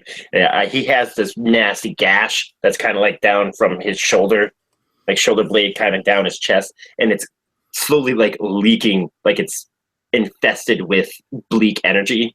So I'm just kind of treating it as he's fully healed, like fully like health, but he's kind of, it would almost be like he has a limp kind of deal, like he's kind of not at 100% physically. He's not going to be able to use that arm. For lack of a better phrase, it's considered a lingering wound for now. Gotcha. Because he dropped in the last game. And so he looks at Roz. If you need me, I am here. And I assume that now he's going to take a full brigade, except for maybe 1 or 2 of the caravan guardsmen, down to this party. Okay. There's only 3 guards, so it would be leaving 2 guards with Ryan, would be 1 guard and the 4 of you. And they are, like I said, once you all go around this path and get probably 30 feet, they will be able to see you, and you'll be able to see them pretty clearly. So they're probably about 100 feet away right now. Well, Noble, it's at least one thing that I can do. Thinking of is as soon as we get within roughly about 50, 60 feet, got a little something that I can open their eyes with say a little shock and awe as we transgress down the hill towards them. What are you thinking, Razir? Because I too have a little something for them. Let's just say it will be a shattering moment. And Boz would smile widely and say, I was thinking the same thing. That's why you and I get along so well, Boz. This is going to be interesting. So I take it we're not trying to talk to them. Why would we talk to them? The goblins, Tor. Just double checking. Whatever it is on the ground there, apparently attempted to talk to them already. Sentry, if you are okay with this, I think you and Tor cover Razir and I as we sneak to within range.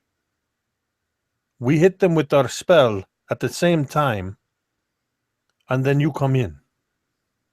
If this is acceptable to you. And he looks it over, and I imagine as he's walking down this way, he sort of stops, and he like scans from left to right the battlefield, and then he nods. Yes, this is acceptable. However, I too have plans of my own. Do they involve will- shatter? No, but let us put it this way. The best way to approach an enemy is to stall their attack. I plan on ensnaring them as best I can. I have a stone. Tor, you hit whatever, you throw your stone at whatever is still standing when we are done. Squash the ones that try to get away. And don't hold back, my big friend. They are not going to hold back on you. This is a fight for your life, and all of us. I think we better strike while the iron is hot, as they say. Tell me what you guys would like to do and how you would like to play it with these 10 or 12 dancing, cheering goblins around these objects that are on the ground about 100 feet away as dusk falls upon the Svir Mountains. So I'm imagining that Razir and Boz will need to sneak to within range, which is going to be at least 60 feet from them. Okay. And then, Sentry, are you wanting to hit before or after? Well, the spell I have in mind is not going to be able to hit within range until I'm within 20 feet of them. So I'm going to pretty much want to be in the middle of the fight pretty much at that point. So I'll wait and hold off on my attack till after you go. Let us do our thing and then see if anything is still standing. What's the range? What's the radius of your spell, Jacob? Minus 10 feet. Yeah, it's 10 feet. Oh, you're shattering too? Oh, this is going to be beautiful. Oh, yeah. Oh, yeah. It's going to be a double shatter. So are you all going in together? I think what we're going to do is Boz and I are going to sneak up off to the side, so we might have to roll for something, but we're going to kind of 60 feet away, and as they come tearing in probably from the side, they'll notice them, and as soon as they notice them, we're going to just shatter the crap out of them, so that way they're still stunned by the, it's almost going to be like a flashbang, but with noise, as these guys come tearing into them. Okay, I need a stealth check by you and Jake. Jake, with your armor, do you have disadvantage on stealth checks? What armor am I wearing? You have chainmail. I have studded leather. Oh, do you? Oh, okay. Well, then no, you don't have disadvantage. Equivalent armor. Okay. I don't remember what it was exactly, but yeah, it's studded leather, basically. Okay. Then both of you give me some stealth checks. Because of the storm and the wind, and they're so involved, I just need you to roll a 10. Already got a 15. Okay. 19 total. You're good to go. And a 13.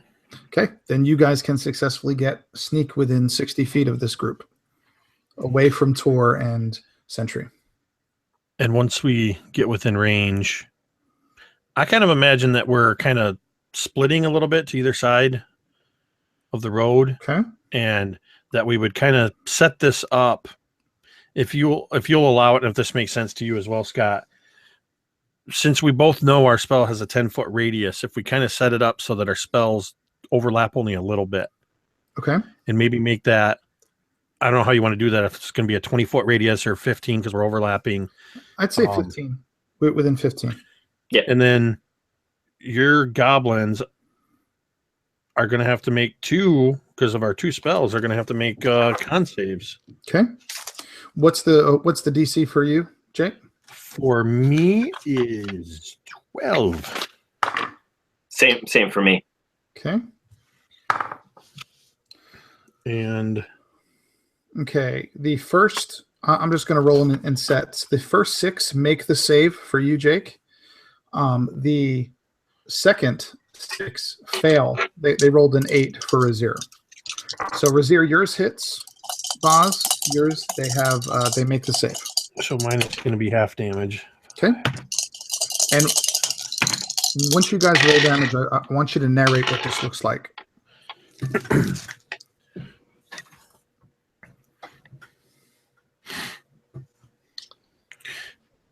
Looking at All right. 17 points of damage on my end. And I got 15, so that'd be 7. And I'm going to go first, since you're doing the bigger, you have the more impressive shatter, if that's okay with you, Scott. Mhm. So as we get into position, I imagine Boz and Razir just kind of look at each other, and Boz kind of looks at him and gives a silent 3, 2, holding up fingers, 1, and then immediately goes into his somatic gestures.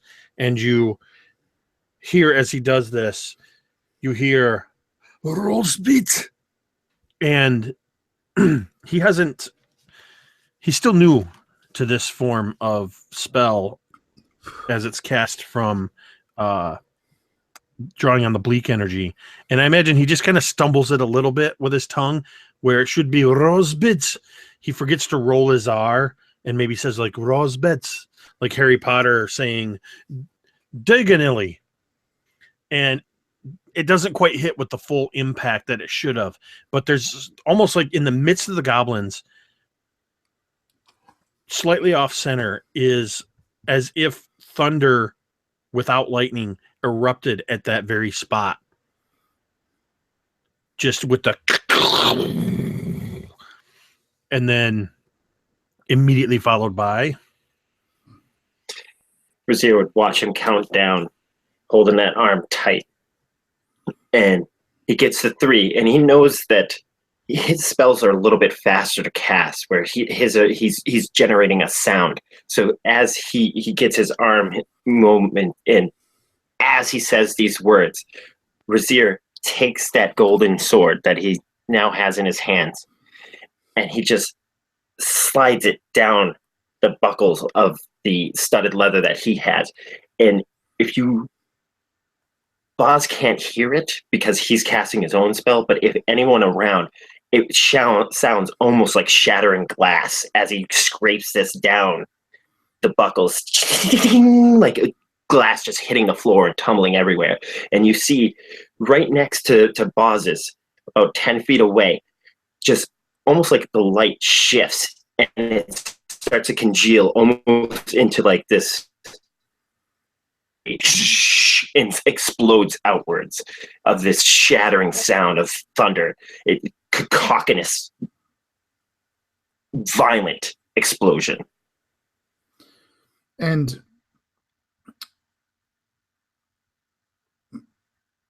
10 of these goblins are slain. Just these spells just rip some of them apart. There's missing limbs here. There's black goblin blood just covering the ground. The rain falling down is actually starting to wash it down the path towards you towards Tor and towards Sentry. The two others get knocked down, and they quickly get themselves up. They're larger than the other goblins, and they begin to run in the opposite direction from the two of you. And they look to be heading towards the ruins. What would you like to do? Boz and I, are you now moving on to the other two? We're going to move to the other two because you guys just had your turn. It's not really initiative because it's kind of a surprise attack. So whoever wants to go first with this one that's running away, you're probably 40 feet away at this point. I would imagine that Tor would see this and figure that they need to stop him. So he will start running after this one. And he had already picked up a nice size stone, kind of like the size of a softball, but made out of solid stone. And he's going to chase after him and try to huck this stone at this goblin. And that's the Grimdall dwarf trait, right? Yeah, so I get to, the first time I've used it actually, I get to throw a rock, a stone heavier than 5 pounds. I can lift, and it's going to deal 1d6 plus 2 bludgeoning damage. Then roll to see if you hit. Oh, that's not so good. You do have inspiration. Let me see how bad it's looking. 10 plus strength. Yeah, might as well. Let's use it. Okay. Okay, there we go. That's 21 to hit. That absolutely hits, and you're going to do enough. The guy only had 2 hit points. So describe how this rock kills this goblin that's running away. Tor takes after this goblin, just chasing him down. And as he closes the distance, he hucks this rock. And it's a game that they play where they kind of throw this rock and they try to hit like inside of a basket. And in Tor's head, this guy's head is a basket. So he just hucks this at this little green goblinoid, leading him just slightly. And as the goblin runs, it strikes the back of his head, kind of caving in the back a little bit. And he just kind of goes limp, sprawling out, sliding a couple of feet as this wet ground takes the momentum. And Tor will continue up and just to make sure that he's down. Ew. That's awesome. And Sentry, there is one more left again, probably 40 feet away. You have just watched Tor chase after this goblin and just chuck this stone, 5 or 6 pound stone, and just crush the back of his head. What would you like to do? Sentry sees this goblin running away, and he immediately knows what, almost like an animalistic instinct, he knows what goblins are capable of long term if they reach like their horde, or if they reach the rest of their brood. So he doesn't want that to happen, but at the same time left, so he's not aiming to kill it. So he starts to book towards this thing, and I imagine you hear on top of the thunderous waves of the shatter spells, you hear the as he starts to just charge, and his hand comes out, smashes down into the ground, and I imagine you start to see the roots of the ground start to rip up and whip about as I'm tangle and smashing it into the ground. The roots of this system just start to chase after this goblinoid, and he has to make a strength check of a DC 14 to beat it. Okay. He rolled a 10. He fails. So what does this look like as the roots get him? I imagine you remember the scene in Guardians of the Galaxy where Groot like runs a fist all the way through like 4 or 5 guards and then smacks them left and right. to that, but it's underneath the ground. And then, so as he thinks he's getting away, Sentry just dead eyes.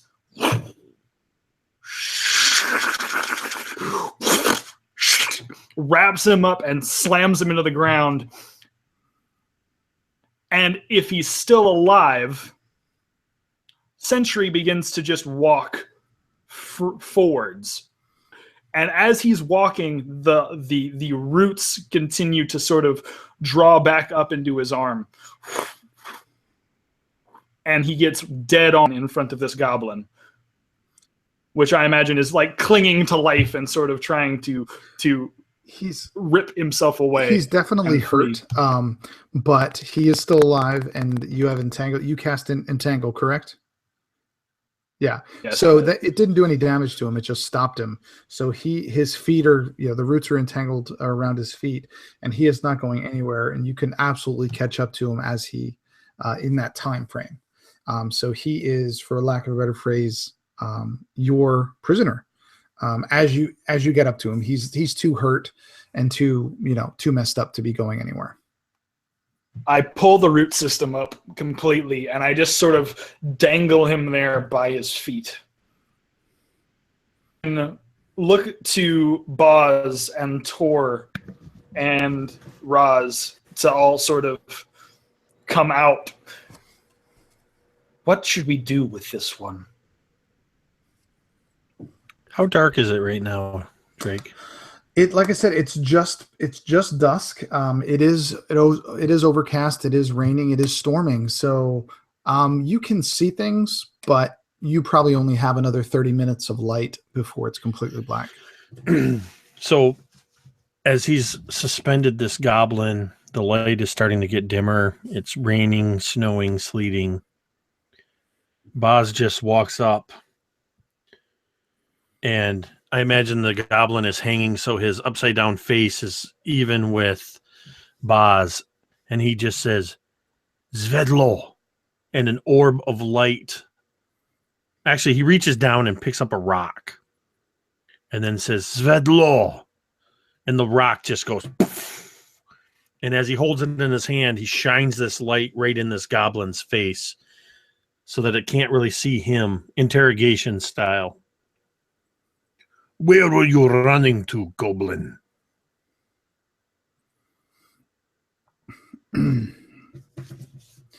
I think the goblin. Let me do a roll here. Hold on.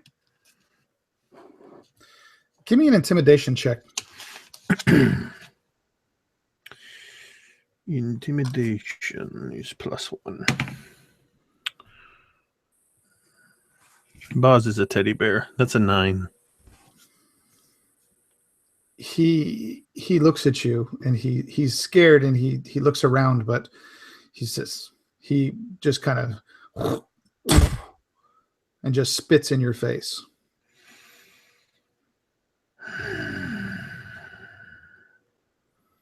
His eyes are darting back and forth. You see the blood from his wounds just kind of running as he's soaking wet from the rain. That was rude. Apologize, or you will be beaten. He actually starts to giggle. He says, beaten. Yes, beaten. Could I give Jacob Boz inspiration to do that again? Like this time, like smash him in the face with a rock and then ask the question again. Like, we're not playing, dude. You can give him some inspiration if you want. Bardic inspiration, dude. Take a D6. All right. I imagine Boz hears as Razir is holding his sword still. He maybe just kind of taps it rhythmically in a way on his armor that maybe even absent-mindedly, but it's kind of gives Boz this inspiration as he holds the light closer and says, I said, tell me, goblin, where you were running to. With inspiration, that's going to be a 16. Okay. We home. Just this, and he's looking, but he's upside down, so he's like he just keeps saying home. Gotta go home. Just have to go home. What were you doing out here? Why were you celebrating? It was victory. It was definitely victory. Definitely. See, victory. We won. We don't win, but we won. We surprised them. They didn't see us. At that, you would have noticed that even though he was tapping his sword, he would have been tapping it as walking towards whatever they were at. He sees that this is all handled and everybody's over there. He's going to check where they were. Okay. Do you want to wait for him to get over there, boss? No, I'll let him continue over there. Why were you fighting whoever this was? Why was it so important for you to win? Important? It wasn't important. It was food. We needed food. We were hungry, and people and they were coming by, so we hid and we jumped, and we won.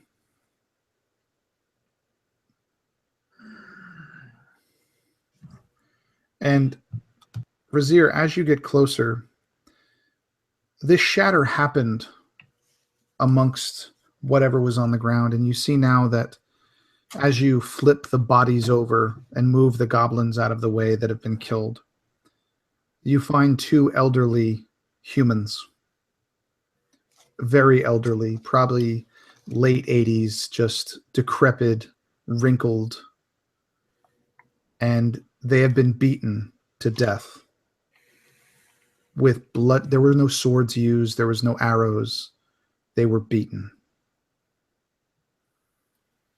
Why were they even out here? Like, we're fit. Well, most of us are fit, and we're having a hard time. What would two elderly people be doing all the way out here? Does anyone have a clue? I definitely search them to see if maybe they're carrying something. Maybe they were transporting something. There had to be a reason why they were out here.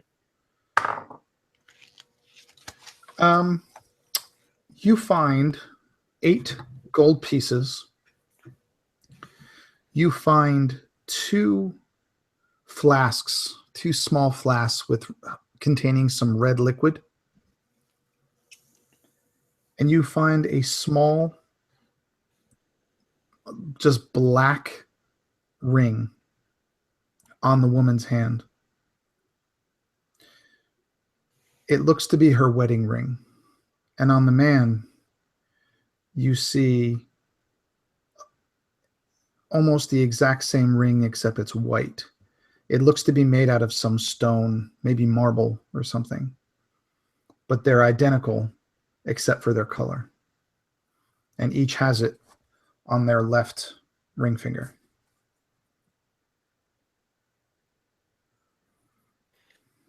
Well, they weren't transporting anything. None of this makes sense. What would Sentry be doing? At that point, when he looks back and he sees that when the bodies flip over and he sees the fact that there are these old, almost just innocent people, not anyone, but just innocent people. He looks at the goblin, pulls him up to his eye level. So now the goblin is close to 7.5 foot above the ground. You killed innocent people. Innocent people who were doing nothing more than trying to live. Then that I cannot allow. And at that, I imagine that he just snaps for a minute. You see the vines crunch down tighter onto this goblin. And if you'll allow it, I want to fling him. Not down the mountain toward the mountain. I want to fling him up over my shoulder as if he doesn't even matter to me anymore. Just angrily aggressive, just fling him up over my shoulder and end his pathetic life for the sake of these two deserved a far better death and a far better life than this. And you can do so. The damage was from throwing him was enough. It was only 2 hit points. That's all you needed to kill him. So you just see him, the whole frame of the stone gets angry, and he just flings him as high as he can. It goes off up into the storm clouds even. And then you just hear an audible crunch as the small goblinoid body probably falls almost back near the carriage with Ryan. Just... And with that, Ryan begins to come towards you with the other 2 guards in the wagon and just kind of steps over the corpse of this goblin.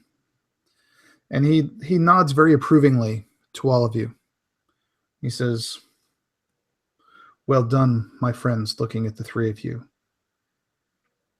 "And you, guide, begin to guide again. Take us where we need to go." You would leave them just to rot in the rain on the side of the mountain. I have to agree with Balls on this one. There's no way we're walking away from this. Ryan looks back, shakes his head. He says, "Death is everywhere. Dragongrin. Death is part of life here." You know how many times we thought the exact same thing about you, but somehow you still stand here. Because you still need me. We don't need you. We didn't need you to start with. Maybe you didn't then, but you do now. If it'll make you feel better, put the bodies in the wagon. We'll bury them when we find shelter. There we go. And I believe that Sentry wouldn't even hesitate. He would already be walking. He wouldn't have allowed you to just guide and belittle his nature. And for some reason, someone made of stone having such empathy toward human beings and toward humanity gently scoops them up in a hand. And I imagine he does. I'm sorry, he doesn't want to have to move them. He doesn't want to have to move them from this place. He realizes that if he lets them go with Ryan, they may not get the burial they deserve. They may not get the proper burial. And so he scoops them up in both hands, and you see like this large funeral procession for both of them as he steps off to the side of the road and just gently laying one of them down, and he rips open the soil and the ground around and just drops one of the human bodies into the hole, then covering with the soil, followed up by the same thing for the wife, and puts both of their rings. He takes the rings off their fingers as gingerly as stone hands can, and he puts them down in front of the 2 piles of dirt on the outside of the road, and it opens up a little hole in each one and pushes a seed into each one. And I imagine through Druidcraft, he creates like a vine headstone for the both of them right next to each other on the side of the road. And then he looks Ryan dead in the face as he comes back. "You have less humanity than I do. Next time, you respect those who have died before you." Brazier would kind of nudge Boz and Tor and be like, I was wondering which one of them was made of stone.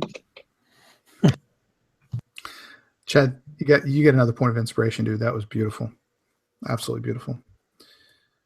Thanks, man.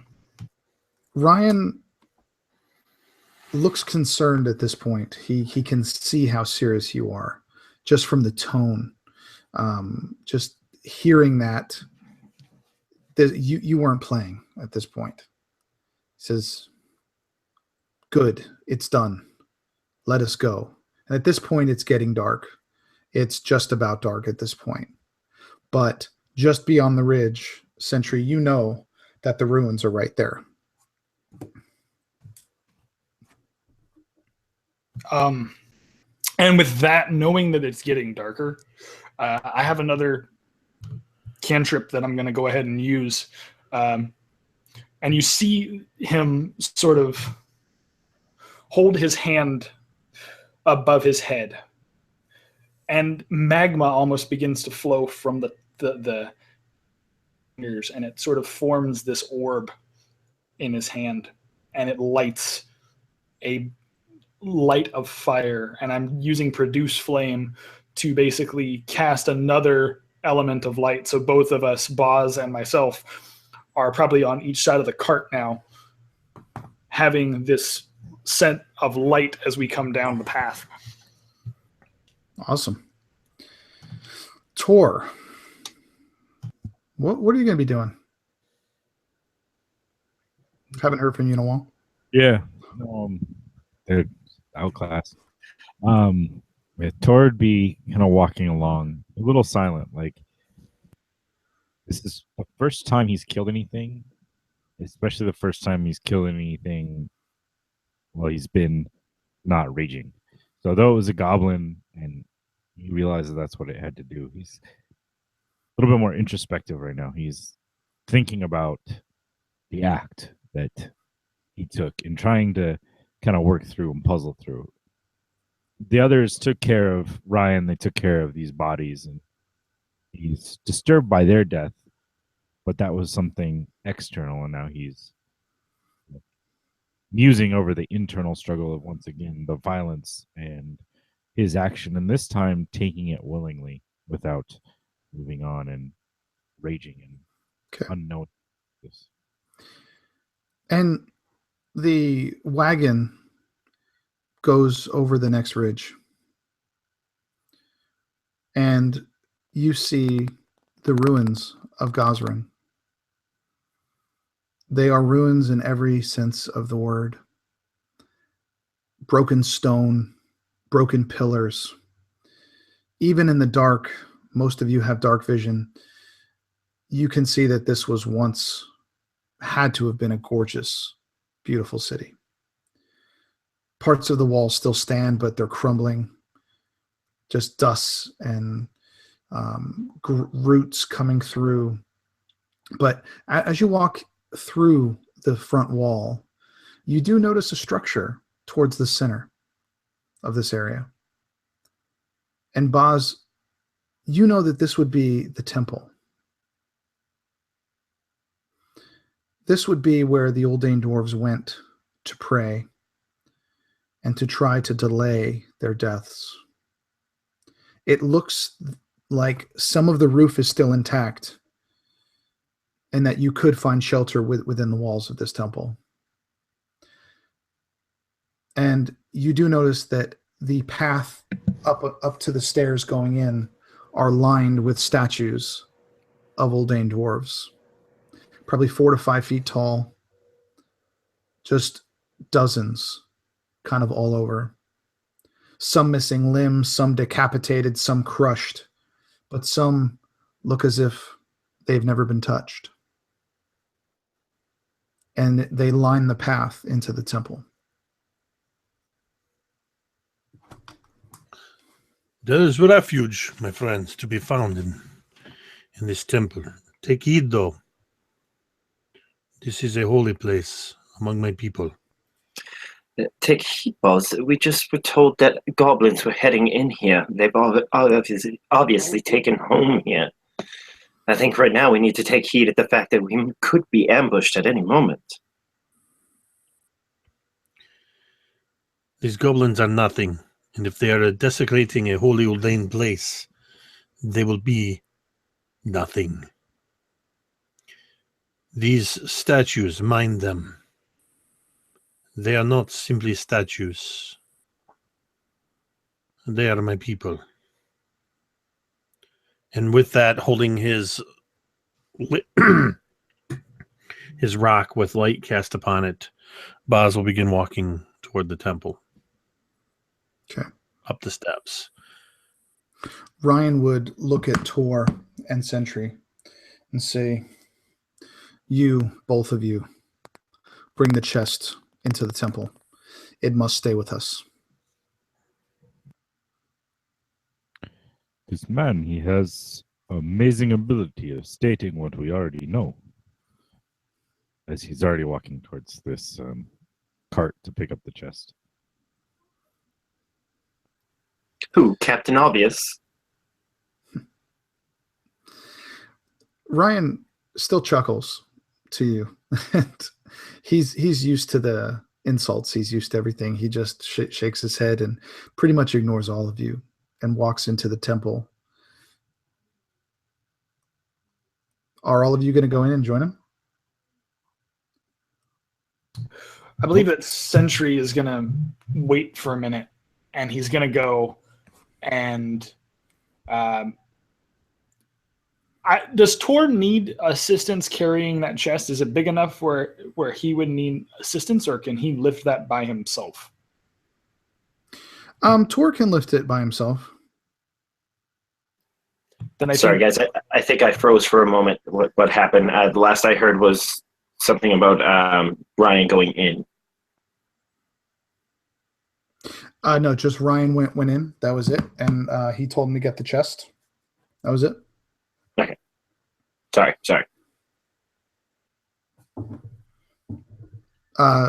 Chad, I'm sorry. What did you say? I was just saying that if he's going to take care of the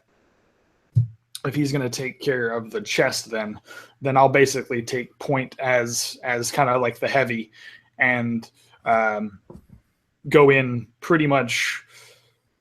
I would like to go in front. If Tor is going to be the back carrying the chest and coming in, I'm going to go ahead and take point and take front as we go in, kind of keeping Boz and Raz like in between. Sure. And you guys go in and you see what you would expect to see. You see just a crumbling temple. You see what looks to have been a fountain at one point. But the odd thing is, it seems to still have running water. It's at the very back of the temple, and it seems to be running into a small pool, and that pool almost emptying into the floor, into a small hole in the floor. 2 of the walls have crumbled, but 2 are still held up. 3/4 of the roof is still covering. It is dry in there. It's almost dusty, actually. The rubble, it smells a little musty. And as the wind blows, you can hear the occasional of the stone cracking ever so slightly. Boz, a quick look at this stone tells you that it's probably safe to spend the night in here. It's not going to collapse. But something seems off about this temple to you, about this stone, about this place. It almost seems surreal.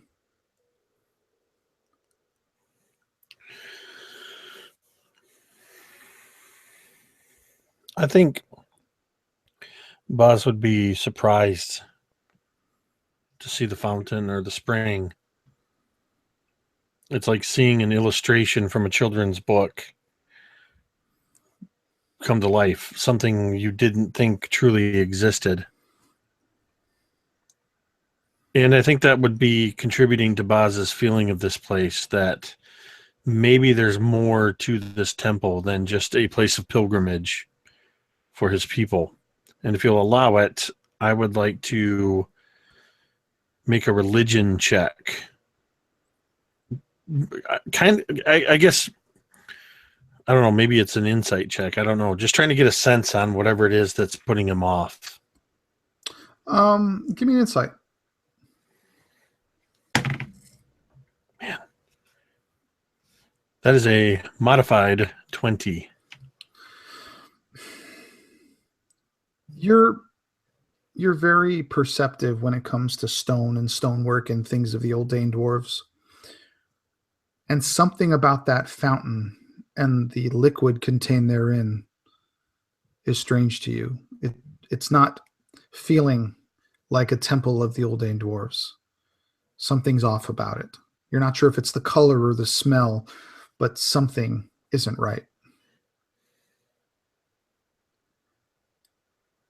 And the other thing that all of you notice is the floor in this place is crawling with probably half a dozen rats just scurrying from side to side, just trying to get away from you guys, trying to hide amongst the rubble.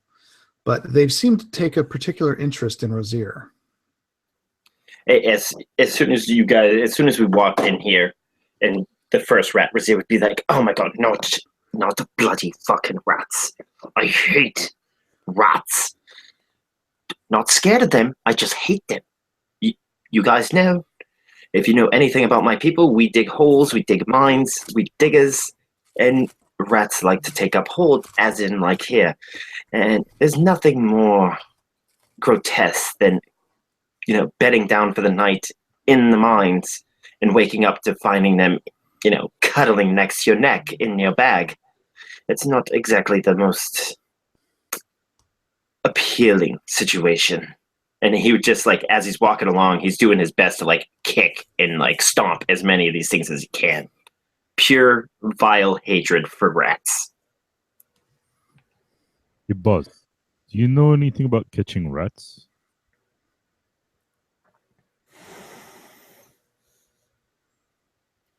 What are you thinking, big man? Don't. I know that I am closer to the ground than you are, cousin. Perhaps better to catch them. What do you have in mind? I had enough of you sleeping in the boat, with you just pummeling me in the middle of the night with your fist and everything else. You do anything with rats, I will make you pay for this, big man. Thought it would be fun to have a little rat as a pet. I could have him crawl all over. He could cuddle with Rosier, kind of scratch his back on those horns. Or I will kill him. You won't have a pet rat for very long. What you'll have is a piece of a dead rat. You could add it to that bag.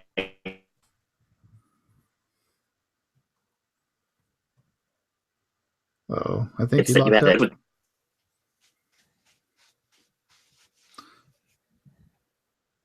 Scott, you're muted, buddy. Where did it end off? You were talking about rats a lot. Oh, thanks. Yeah, we discussed this. You're the one who told me to talk about rats.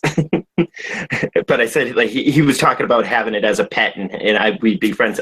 The only thing that you'd end up with is pieces of dead rat, and you could keep it in that little satchel along with your other reminders not to mess with me.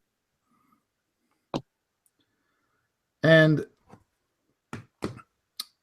you are successful in kicking a few or squishing one or two, but when one is kicked or moved around, they don't really seem to be increasing in number, but they're certainly getting more aggressive towards all of you. And as you look around, you see the floor now probably with about a dozen total.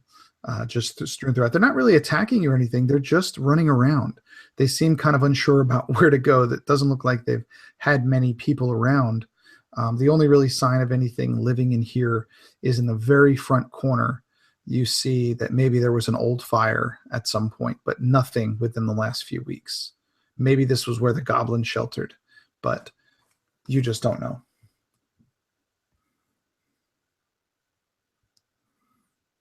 Now, I don't have the same dislike as Rosier for rats, but I'm not sure I want to have all these things crawling over us while we sleep, while chewing on our toes.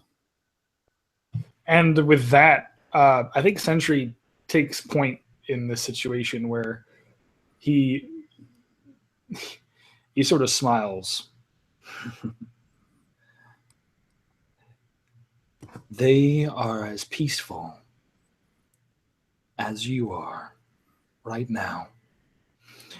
And he sort of starts to move his way in and gingerly sort of trying to keep his feet from accidentally crushing one or two of these rats.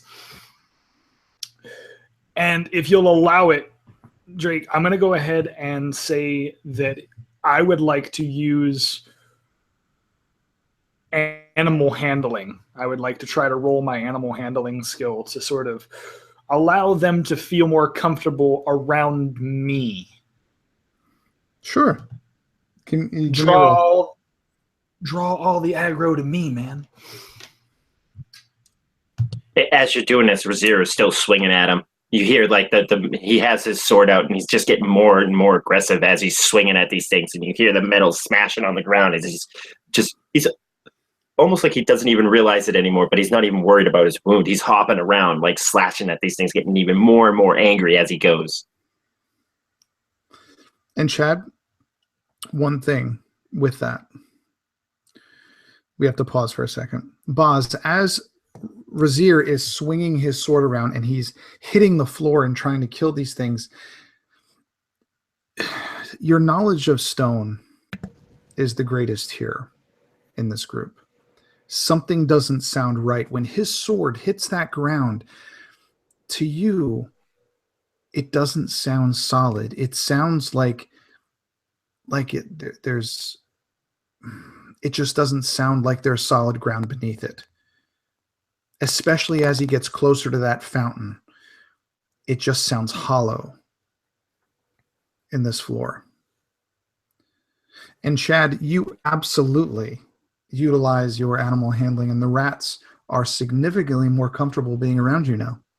Even climbing up onto your shoulders and sitting for a while, maybe on your hands and legs. You are the one that they want to be around right now.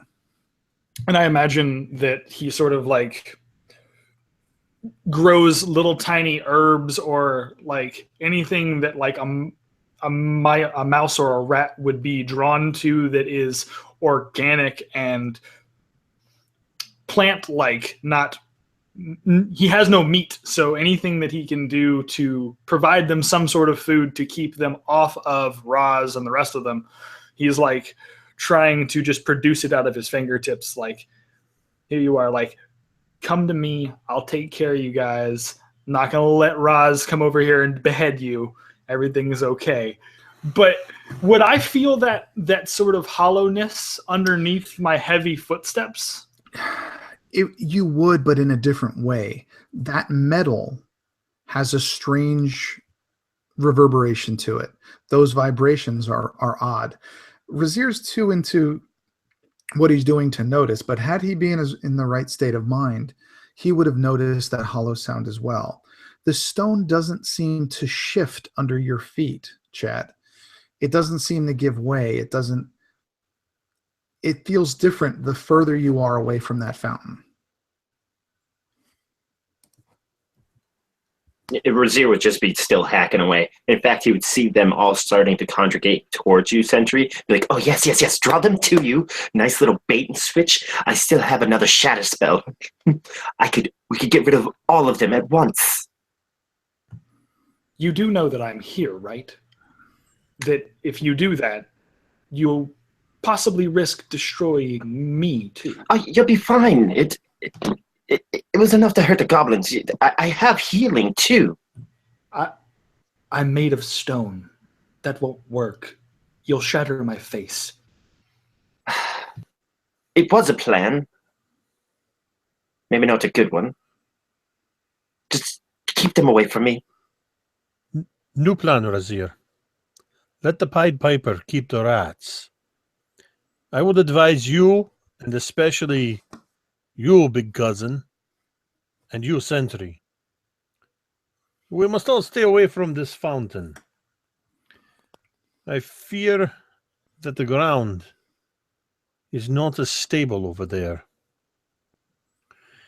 And I actually want to, if I can, move toward the wall where I imagine the floor would be more stable.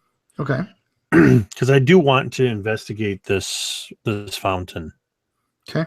the spring, paying attention to the ground in particular. I don't weigh as much as Sentry or Tor. Well, the area around the fountain, it's all stone, but it's wet. It's kind of mossy and it's kind of slippery. But the stone seems solid, but it's almost as if it gives way just a little bit when you get close to it. When you step on certain parts very close to the fountain, it probably sinks in 3 or 4 inches. It's not, there's nothing you can really see or tell other than it just does not seem stable underneath your feet.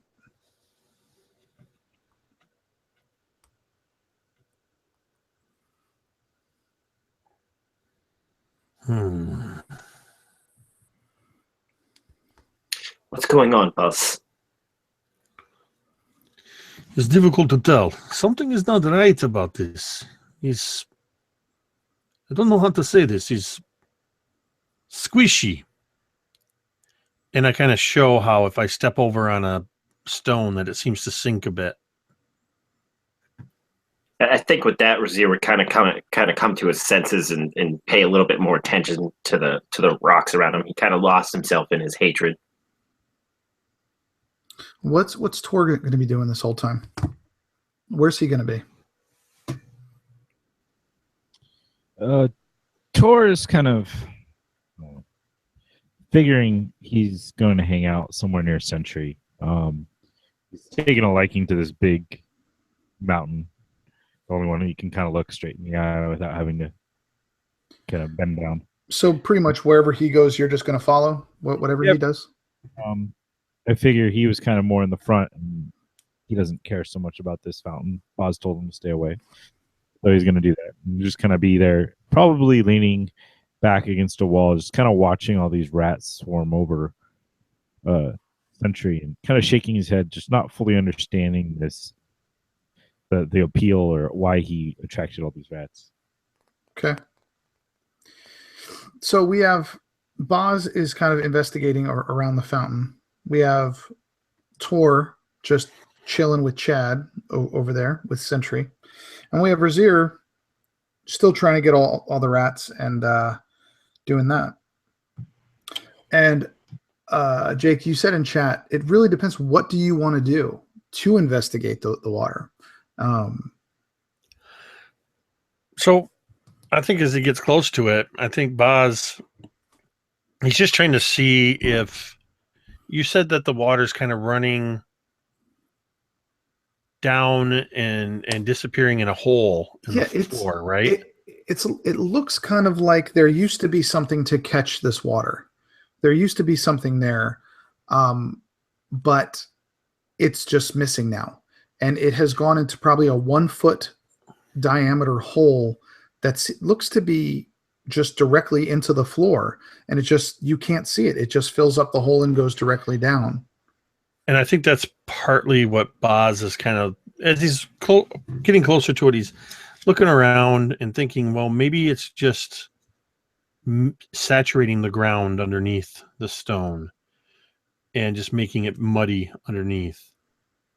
But I still want to check out the fountain itself. And I think hesitantly at first, Boz would approach and would first touch the water almost as if, like hesitating, like still having that feeling like it's an illustration from a children's story come to life. It's imagination made real. It seems it's obviously wet, but it's more it doesn't feel like water. It feels slippery, like silicone or like oil. It has a darker hue to it. It smells rancid. It smells like you left some vegetables in a pot for too long and it's going bad. And as you put your hands in there, I just read that in chat. Chad is curious and walks over to see what you're doing. Tor stays with him as he does that. And as those two come up to you, Boz, you notice that the stone beneath your feet begins to sink. And you hear crack and crumbling.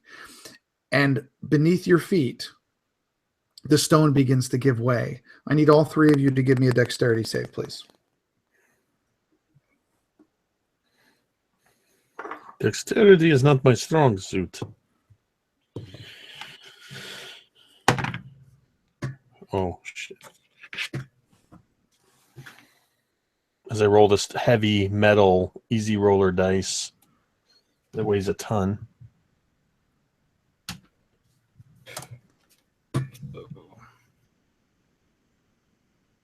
Okay.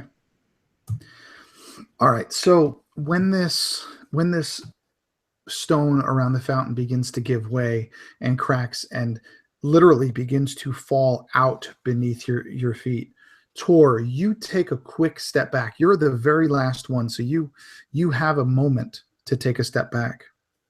But Sentry and Boz, both of you, fall through the floor, and you fall.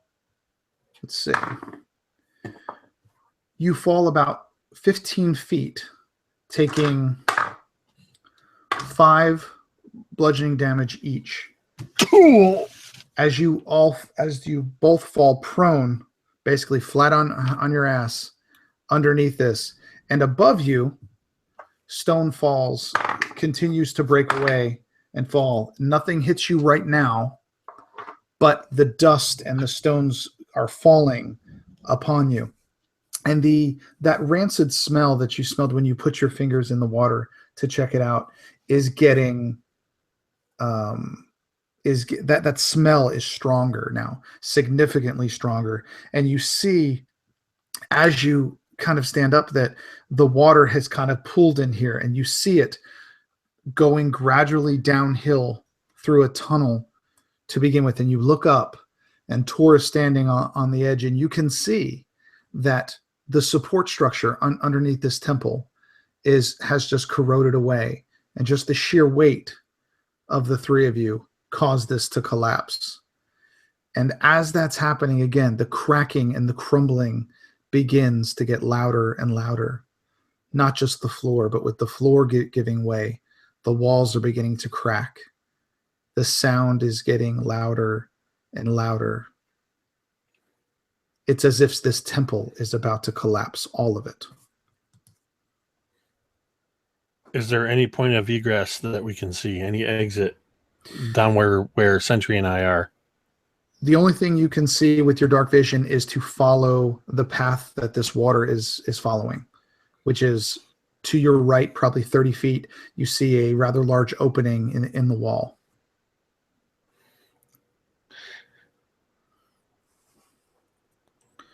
I want to check something real quick.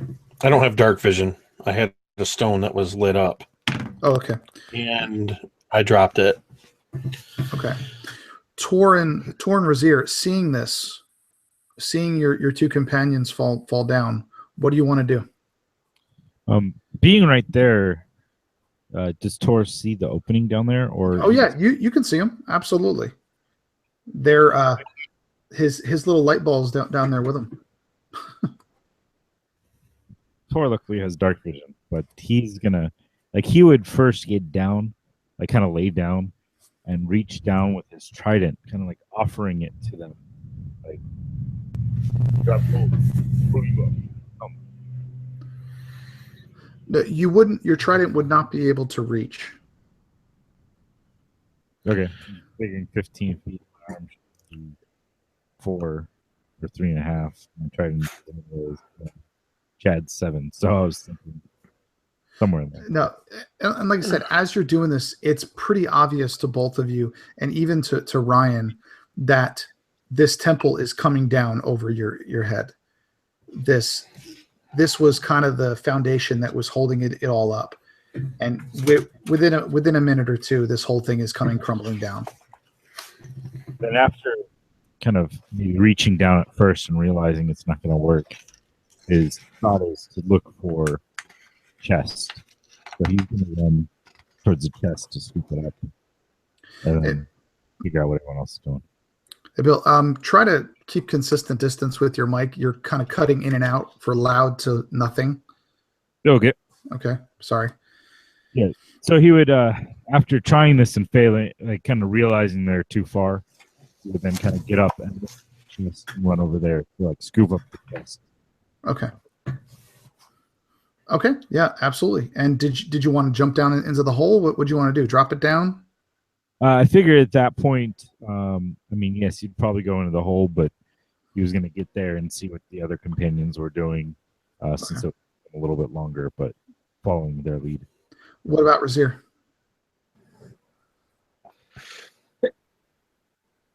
Razir would kind of he would have stayed back, and then all of a sudden, like, just two of his teammates just drop out of thin air, and there's a pig man still up top. And did you say that you had some? Do we have any rope? Maybe in the cart? Not enough rope or time to make a rig to get down there, as the walls begin to start crumbling and the roof begins to crumble. And Ryan and his guard have already jumped into the hole. Well, baby man, it seems like we're late to the party.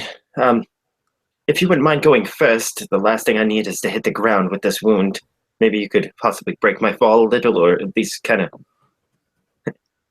catch me. Tor would run past and kind of carrying this huge load would jump as kind of gingerly as he could to land down there without dropping this chest, and assuming that everyone else had kind of moved out of the path. Give me a strength check, Bill. Straight strength, athletic. Straight strength. 18. Okay, then you are successful with it. You get over there and you can hold on to this chest as you jump down. It certainly is a strain, but you do make it. And as you're the final one that comes down, all of you just hear this thunderous collapse as you run towards that hole in the wall. As the walls collapse and the roof collapse, and you see all the dust falling down from the top, basically the entire floor just all comes down in one just crushing blow. And all of you barely make it into this tunnel and barely make it out alive. Tor has the chest. The guards are still with Ryan. Ryan was the first one out of there. And all of you now are trapped beneath this temple at Gosrin. There's only one way to go, following the path downhill of this fluid of some kind, whatever it is. And you hear the water. It's kind of like a babbling brook. You can hear it just trickling down this tunnel. It's in the center of the tunnel. It's probably 6 feet wide. It looks like cut stone, but not cut finely, like it was roughly cut. Just quickly tried to be excavated. And anyone with dark vision can see that this tunnel doesn't look like it goes that far, maybe 60 or 70 feet. But you can see that it does open up towards the end. Who does have dark vision? I know I do. So two of us. You and Tor do. I think the Tome Heart does too, because he was built by elves. Yeah, I think since I was built by elves, I get the dark vision from the elf. Yeah. I'm the only blind one. But you can do your little light spell. I would. Yeah, you can do your light spell, or I can cast another light spell for you if you need it. So I imagine as long as it's within the hour still, I could have picked up my glowing stone. Oh yeah. It's fine. You wouldn't have a problem with it. So In fact, I think I'm gonna just kind of for flavor, before we get moving. I imagine Boz just kind of cutting some strips off of maybe the bottom of his jerkin, whatever the hell it is, under his armor, to get a couple straps of leather and kind of fashioning a crude headband out of this glowing stone, so that he has it like a head-mounted light. okay. And will you proceed forward? Yes. Well, my friends, it seems that we only have one direction to go. And go ahead. Does anybody have an extra water skin or a flask or a bottle container of some kind? I have 2 flasks that the old couple had, but it has some type of liquid in it, and I'm not quite sure what it is. Much rather hold on to what possibly could be in there. So what Sentry has in his possession, you see him sort of reach a hand back behind his shoulder and sort of pull up a chunk of it just moves like moss. It's not really, it's actually like an old elven winter's cape that has been covered up with moss, and underneath it he pulls out what looks to be a small set of flasks. These are usually used for my health potions, but they will do for you. And he takes a finger and just very gingerly you begin to see that clear sort of water begins to trickle out of his finger into these vials, and he sort of makes about 3, 1 for each. I don't know how long we will be down here, so it is better we're not. And he looks to the disgusting water below. I don't have to drink, but I imagine that you would prefer to drink something more purified than that. And I think so is this essentially like a stone flask that you've just filled what you created water into? Yeah, essentially they're like stone flasks. Like he has a stone mortar and pestle, and he has like a stone flask that he's created. And he hands you this like it's like a little ball orb, almost like a nice stone pottery. And he hands it to you. And I have basically 3, 1 for each party member that I'm going to fill with some sort of clear I'm going to use create water and go ahead and give you guys at least 3 flasks of clean water in case we run into any issues. And you would actually see Boz.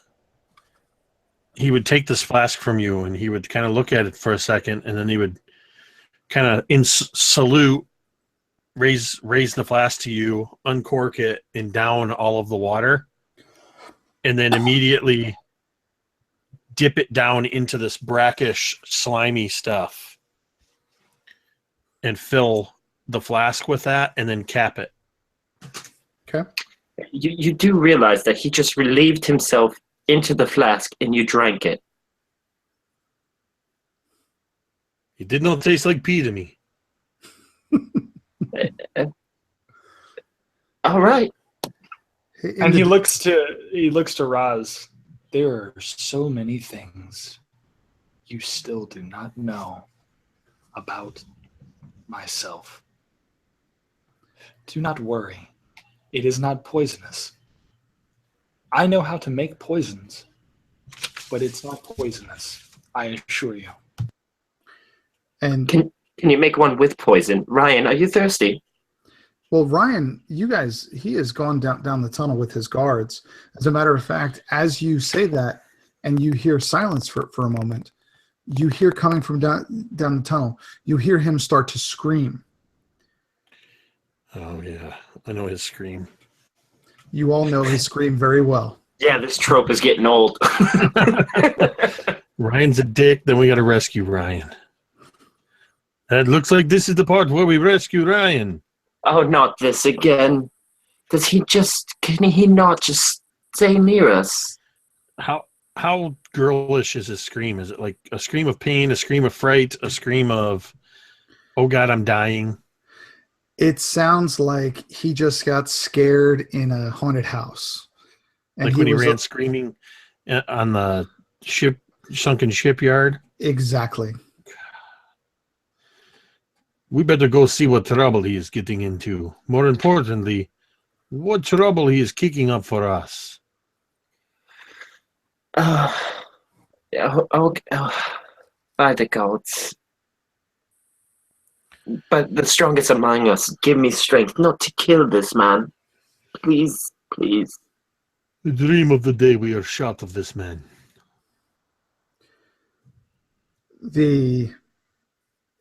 You hear him one more time and then silence. I'm going to begin moving that way. Okay. What about the rest of you? Be behind, boss. Tor, you could just give me a thumbs up if you want to go with the group. He said he was having some choppy audio. Okay. So as you come into this tunnel opens up into a bright, polished stone room. You're probably 15 feet up. You come out onto this landing, and there's a spiral staircase that goes down through this circular landing to the bottom. Beneath it, you see about an 80-foot long room, probably 60 feet wide. That water has filled up the bottom of this room, but it doesn't look very deep. Maybe just a few inches. On the far end, you see a door, an obvious carved stone with the face of an old dwarf just staring back at you with this stoic look. The eyes of this dwarf are made of some type of blue gem, and they are glowing slightly. You see in the center of this a small pedestal and something metallic sitting atop of it, almost floating right off of this pedestal. And on the walls of each side, you see small doors, probably 2 feet by 2 feet tall, 1 foot wide, like openings, but right now they're closed. But it looked like they could move to be open or closed. The guards have tried to get Ryan to calm down, but he won't. You see him just basically having a panic attack. He's breathing heavy. He's hyperventilating. His eyes are darting back and forth, and he's just in complete awe. And one of the guards looks at the group and says, when we got here, that door was open. That far door was open. As we walked in here, it closed. Ryan was the first one. I don't know what he saw, but as soon as he saw it, he ended up like this. I don't know what it was, but we need to get that door open. We need to get through here. Probably his reflection.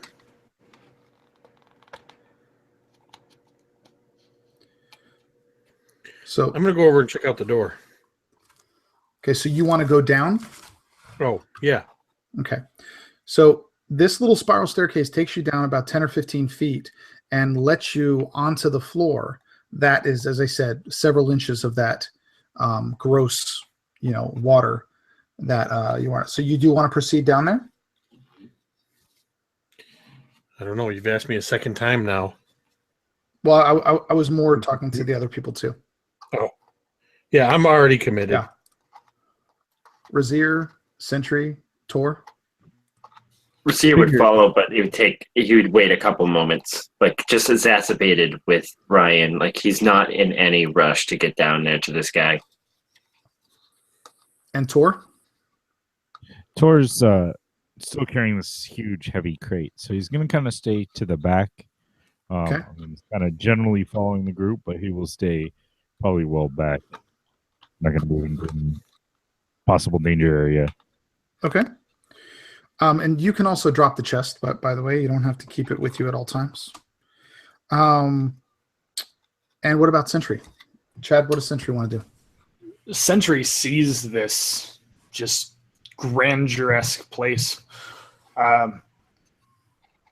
And he's almost stunned. He hasn't seen, like, civilization, even ruins like this in a long time. And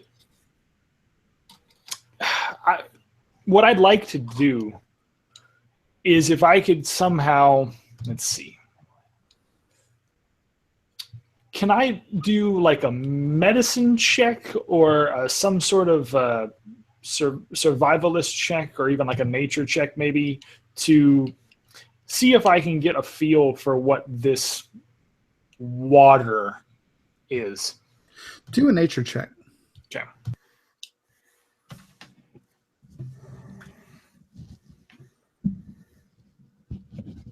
I need to use one of my inspirations. Okay.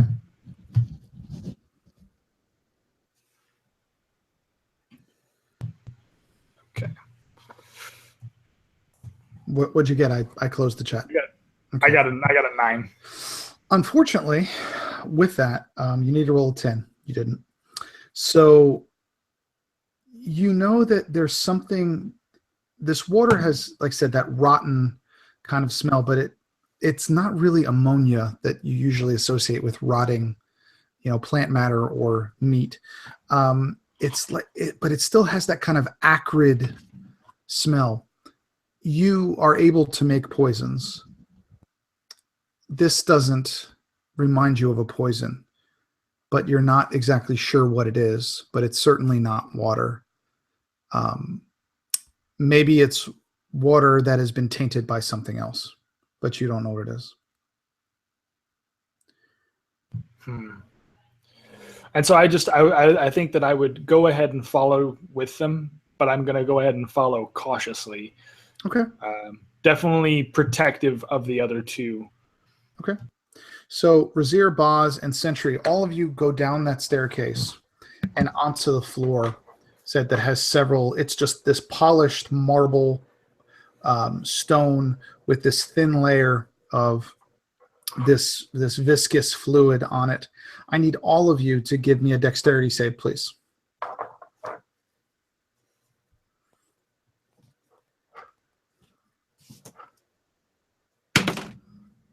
Natural 20. Straight dex or acrobatics? Straight dex. Okay.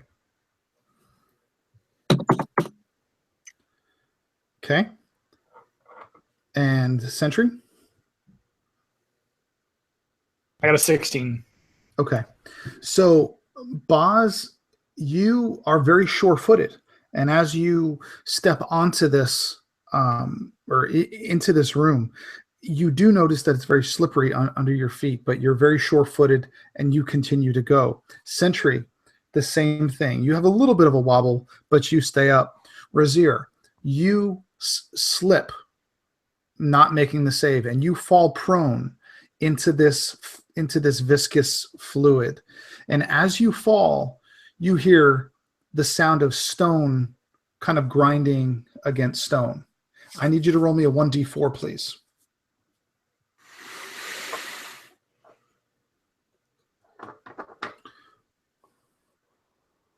What'd you roll? Oh, 1. Okay. Out of the furthest alcove up to your left, you see 9 spiders crawl out of this open door and come directly towards you. Quickly, they will be at you in the next round, but you see them coming directly towards you. Boz and Sentry, you see them as well. Tor, you see them from up there. What would you like to do from up top? And these are obviously looking aggressively or heading. There's only one way that spiders look. Fair enough. Fair enough. So yeah, Tor will look around and seeing a loose stone on the floor, will pick it up and kind of throw it at the spiders. Try to Okay. scare them. They're probably about the size of dinner plates. You know, they're not huge spiders. They're not, you know, rideable spiders, but they're certainly a bunch of them. So you can absolutely throw a rock. You can take one out, but there's still a swarm coming. Boz, or actually Razir, what would you like to do? I figure Razir ends up slipping in. He's still cradling that arm, and I think he just goes like legs just slip out from underneath him. He comes down hard on that side, so he's still like lying on the ground, like oh.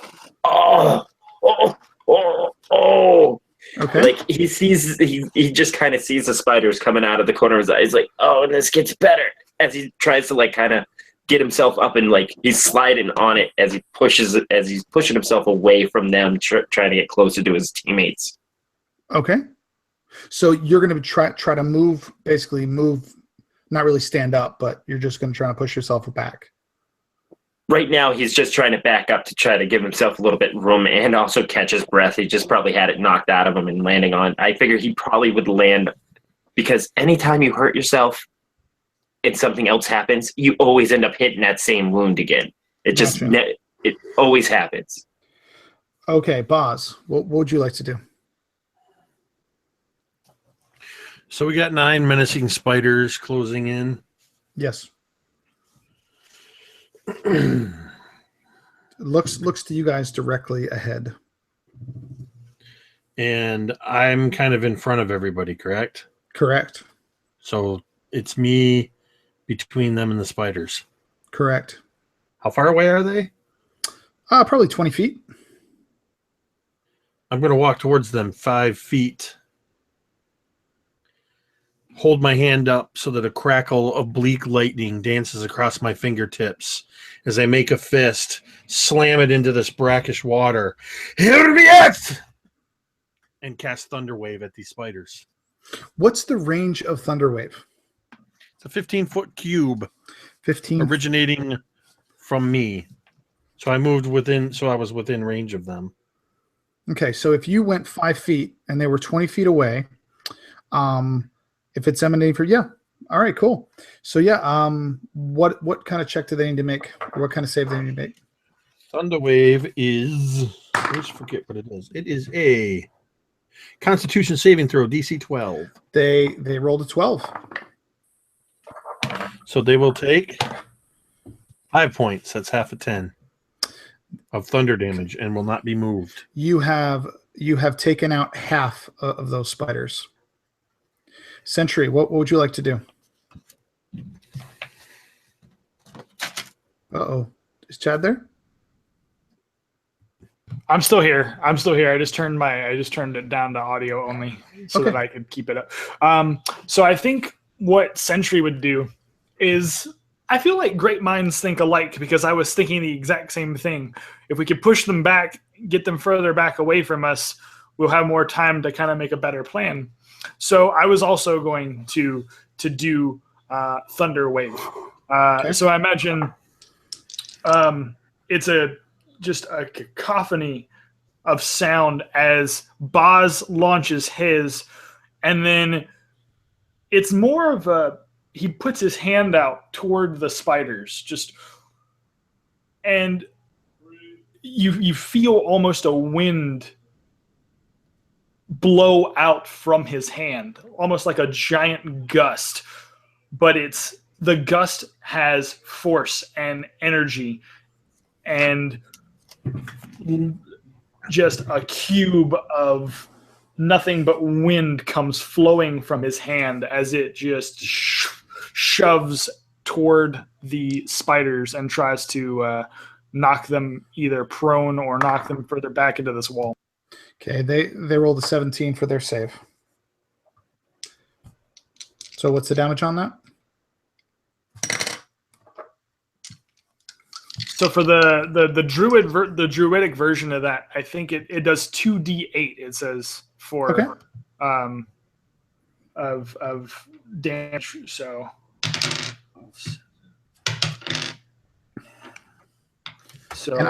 and I kind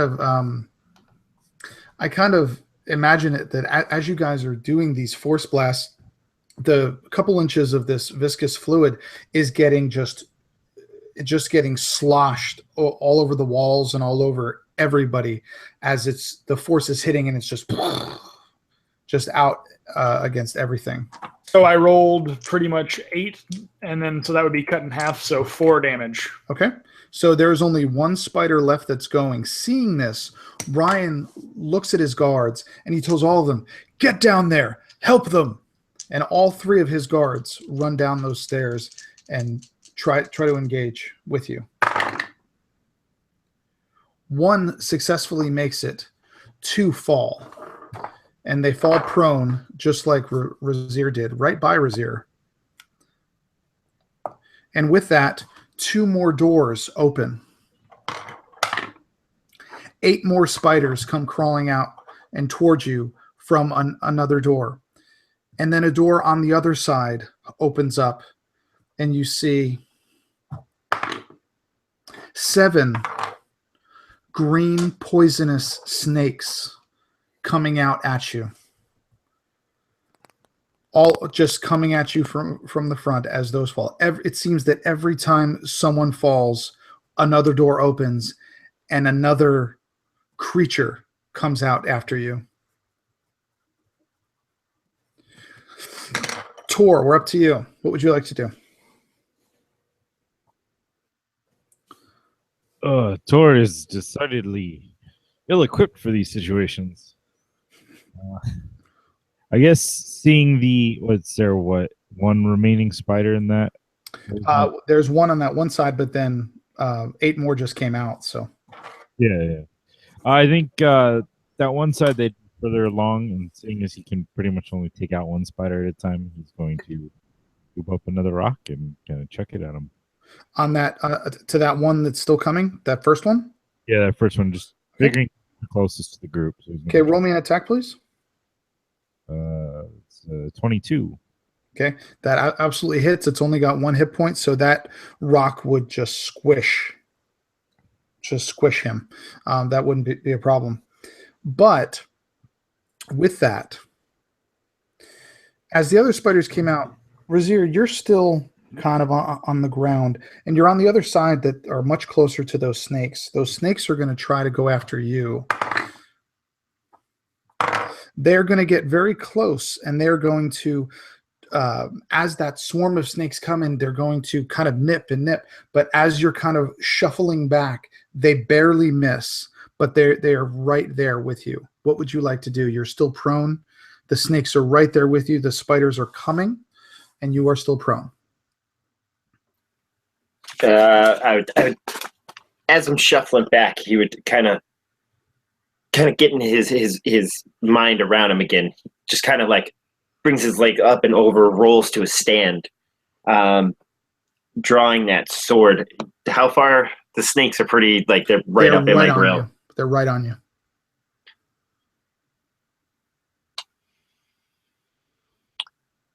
All right, so I'm going to take it. I'll attack one of them with the sword. Take a swing at that. Wait. While you're prone, or are you going to try to stand up? I said that I was shuffling back. I use my movement to kind of roll my legs up over me and stand. Okay, I need a dexterity check for you to try to stand. Okay. Looking at like 23. Yeah, absolutely. You stand up, no problem. And then I take a swing at one of the closest snakes to me, looking at 19 to start, plus 6, so looking at 25 to hit. Yes, absolutely. And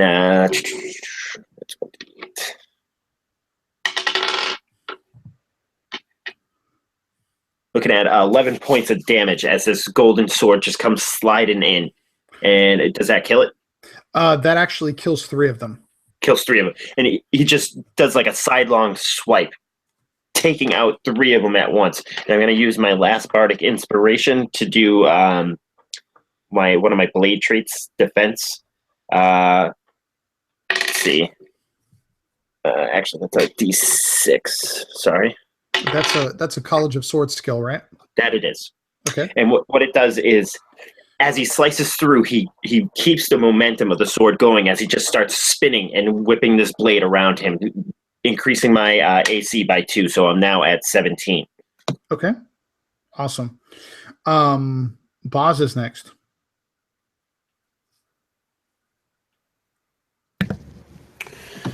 So we've got how many spiders? You have 8 spiders left and 4 snakes. I thought I took out half the spiders, or did more come in? More came in. Oh, of course.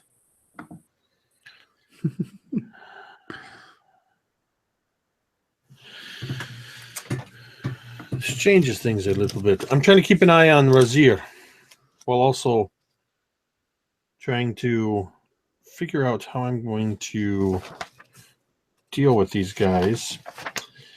And most everything I have only does 1 target. I'm going to Thunderwave these spiders again. Okay. That's a DC 12 con check. Okay. They rolled a 15. They made it. That's 7, so 3 points of damage. Okay. So you're going to take out 2 or 3 of them. So you'll be good there. And so I'm thinking that these are just agile little things, and they're kind of shuffling through this water. They're not big enough to even break the surface tension. They're just kind of skittering along, and you're just getting the edges of them with these thunder waves. It's just not catching them by force. Sentry, you're next.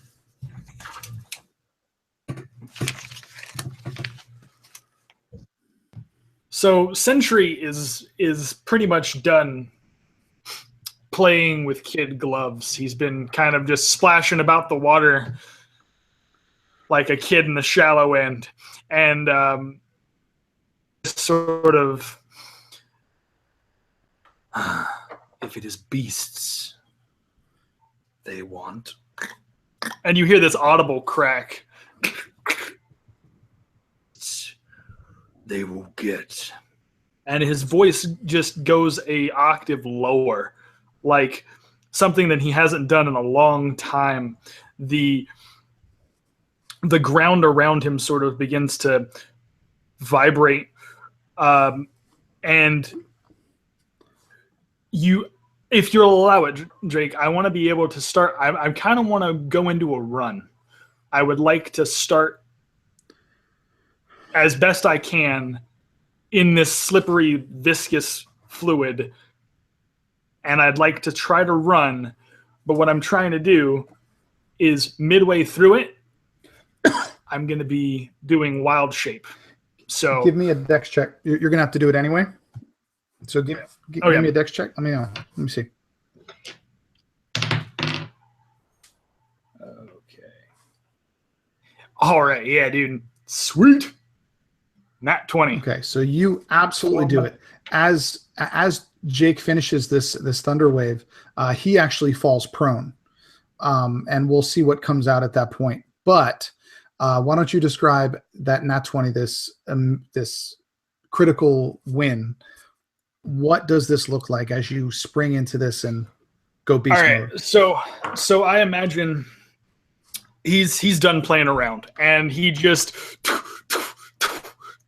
splashing about. You begin to see the rocks, and every part of his body sort of starts to fall away or grow or shift and change, and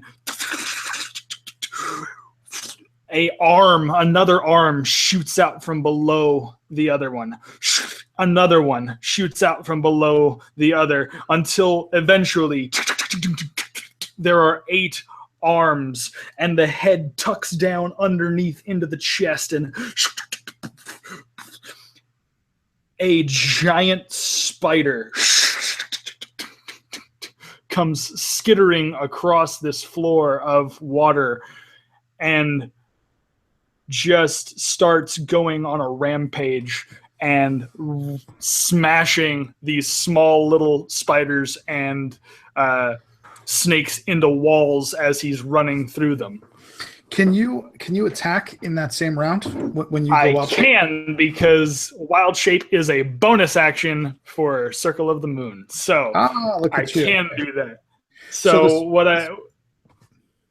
So the spiders are a little bit further away than the snakes. Would you like to go for the snakes or the spiders? I think, as much as I want to go for the spiders, I'm gonna go snakes. Here's why. I imagine that in the next round, I'm gonna try and coax those spiders over to my side. Big giant stone spider fighting against the snakes might just woo them over, rather than me just crushing spiders underneath my feet. Okay, roll to hit. Okay. Oh, God. Fell off the table. Yeah, okay, cool. So, let me check giant spider real quick. I'm using the giant spider stats, right? Yep. Okay. Da-da-da-da-da. So okay, so it is +5 to hit. So 23. That hits. No problem. Okay, cool. So I imagine you just see like this spider jump up over the top of this place, and then just one nice arm just comes smashing down into one of these poisonous snakes' faces. Mm-hmm. Just, or can I just try to take out a group of them? I mean, I don't know how they're all kind of together. You just roll your damage, and I'll tell you what it does. Okay, you got it.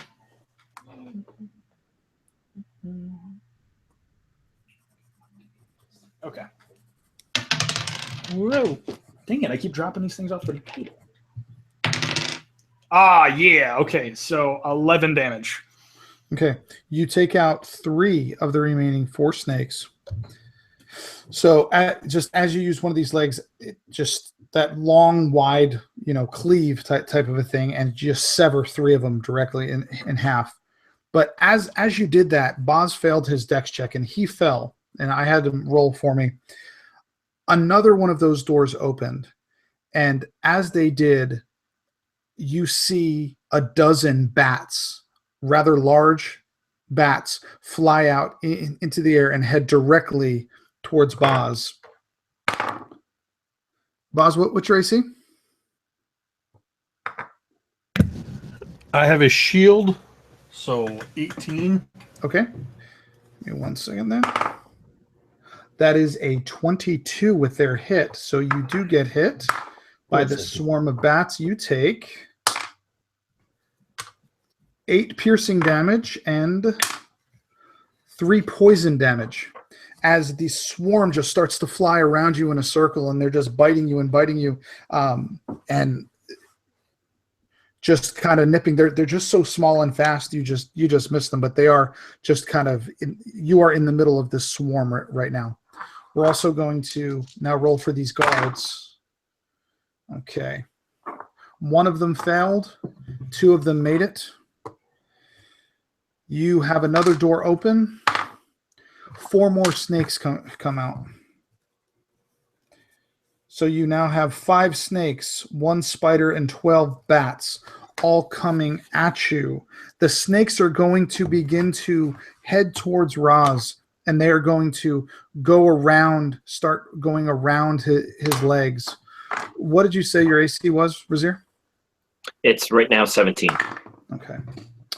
They wrap around themselves and they start writhing, going around you. They're biting, but it's not getting through your armor. But you are just enveloped in these snakes. Boz is enveloped in these bats.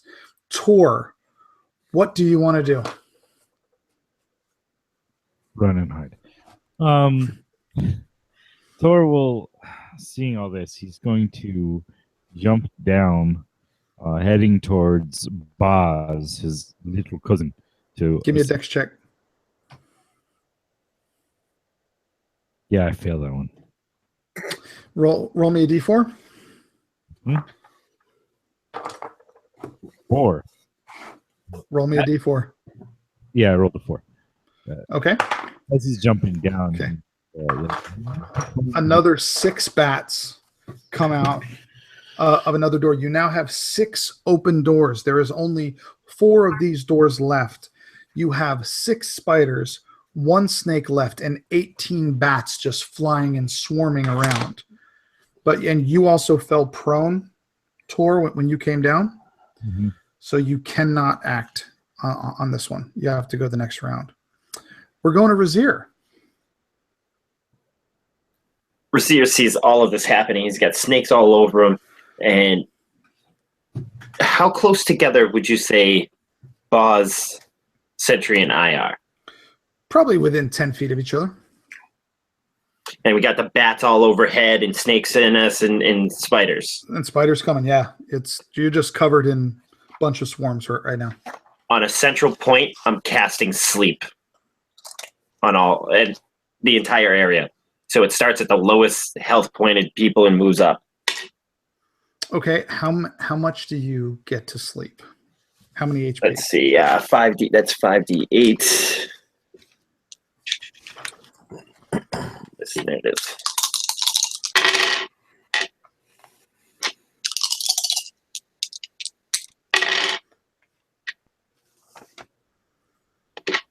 $21 points for HP, starting at the lowest, the one that has the lowest HP working up. Okay, so all 4 of the snakes fall asleep. All 6 of the spiders fall asleep. And 10 of the bats fall asleep. And they just fall and you just splash. The bats just splash into the water. There is still 8 bats left, though. I would also yell out, the ones that drop, don't touch them. Just worry about the ones that are still up. Okay. Boz, you are the remaining bats that did not fall asleep are swarming around your head. You have approximately 10 of them around your head. What would you like to do? In one motion, well, shoot, I'm still prone, so I'm going to stand up. Okay, give me a dex check. Yeah, I was afraid of that. That's 10. You fall back down again. Give me a 4. Should just stay down on the ground. That's a 2. Okay. Oh, good. We didn't have 2s. Another door opens, and 5 scorpions about the size of your hand come out and start climbing along the walls, and they start going up onto the ceiling above you guys. They do not go through the water. I've had it with these mother effing beasts in this mother effing place. Sentry, go.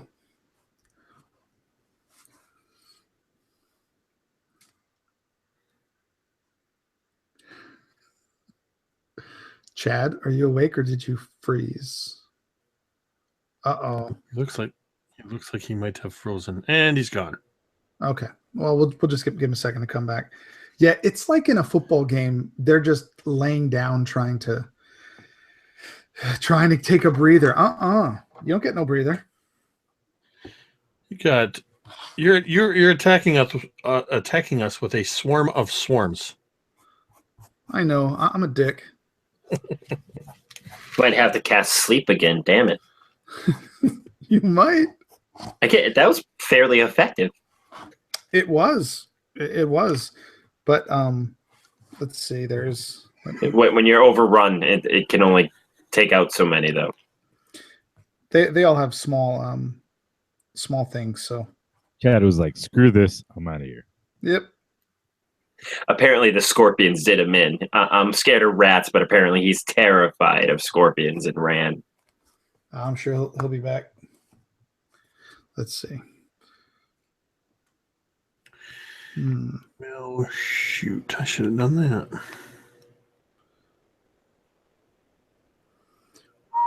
How much damage did you take, Jake, by the way? I think I took 11 points of damage on that last one. If this were 4th edition, I'm bloodied. I'm at just under half. I'm posting, guys. I just posted something in our chat there. I just want you to take a look.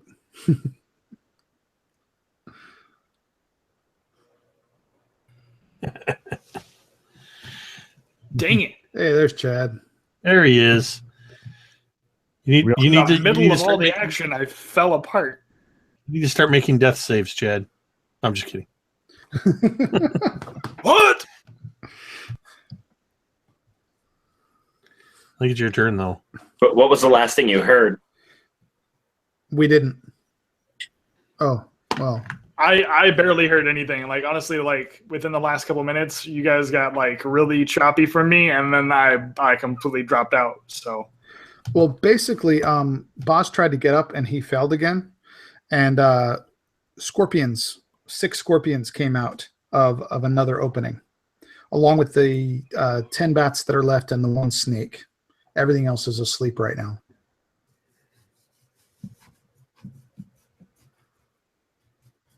But it is your turn. okay. So I think on this turn, I would like to try and use, if you'll allow it, I'd like to try to use my animal handling skill to coax the spiders to fight alongside us. All the spiders are asleep. All the spiders are asleep. Well, then never mind. Can I coax the scorpions No. to not attack? Okay, there we go. No, I'm sorry. No, we're good. I just wanted to put that out there. If that's not the case, then I'm gonna just go with what I got, and let's see what I can do here.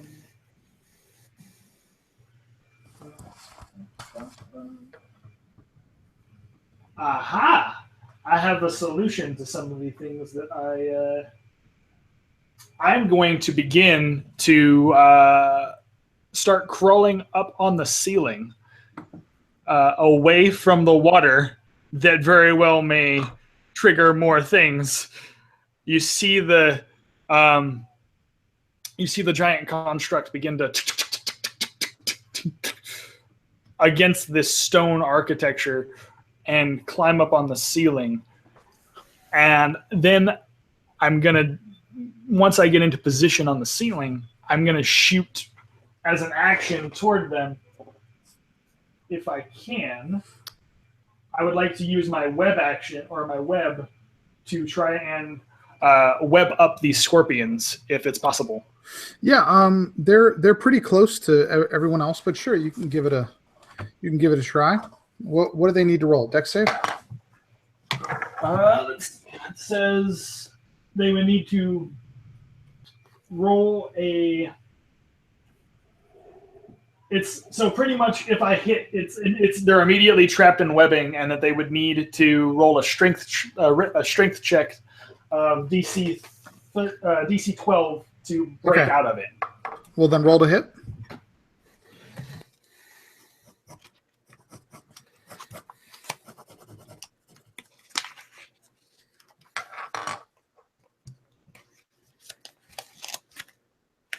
Chad? 17. Okay, that absolutely hits. And let me see if they make a deck. They rolled a 1, so critical fail. Yeah. And what I would kind of a picture with this critical fail, you're kind of shooting it on an angle. You're not directly on top of them, but I would think that they're getting close to Razir, and all of them kind of in unison jump at once, and midair your webbing hits them and just slams them against the wall and sticks them to the side of the wall as it's there. So the scorpions are out of commission for right now. Those 3 guards are still there. Okay, there's only 3 more doors. 2 of the last 3 opened. Around the first one, 7 more spiders. Out of the second one, 6 more scorpions. Okay, so 6 scorpions, 7 spiders. With that happening, one of them is going to, the snakes are going to go for Boz. Excuse me, not for Boz, for Razir. They rolled an 18. You are going to take 10 piercing damage, Razir, as well as 4 poison damage. Boz, the bats are... I'm sorry? Sorry, was that 4? 4 poison? Yeah, poison. Boz, the bats are going to attack you again, but they rolled a 7, so they will not hit. Let's see, what's the next? The other ones, the only other ones we can't do right now. So Tor, you jumped down, you fell prone. You gonna try to get up? Yeah, Tor's gonna jump up, and I rolled an 18 for my dex. Then you absolutely keep your footing on this one. Tor's gonna head towards the key in the center pedestal and try to make the door to open it. Saying, "We need to move on. We need to get away." Sure. So you're gonna grab the key off the center pedestal. Mm-hmm. Okay. As you make it over there, and you do, as you pull it up, you hear the sound, except much louder this time, of the stone doors that were opening, that all of them simultaneously shut. It does not do anything for what is already out, but it seems like taking that key closed off the potential for more coming out. So you have it was only about 10 feet away from you. You have a little bit more movement. What would you like to do? I guess I'll head towards Boz because I know Sentry's gone over by Raz trying to help him out. Mm-hmm. Yeah, I mean, if I have any more action, I'd attack, but I think that's probably my action to turn the key. Yeah, grabbing the key is probably going to be your action for that. Boz, what would you like to do? Besides the dexterity check first. I'm not standing up. You're not standing up? Okay. I'm staying right where I am, laying on my back in this goo. And how many bats are still swarming around me? 10. I am going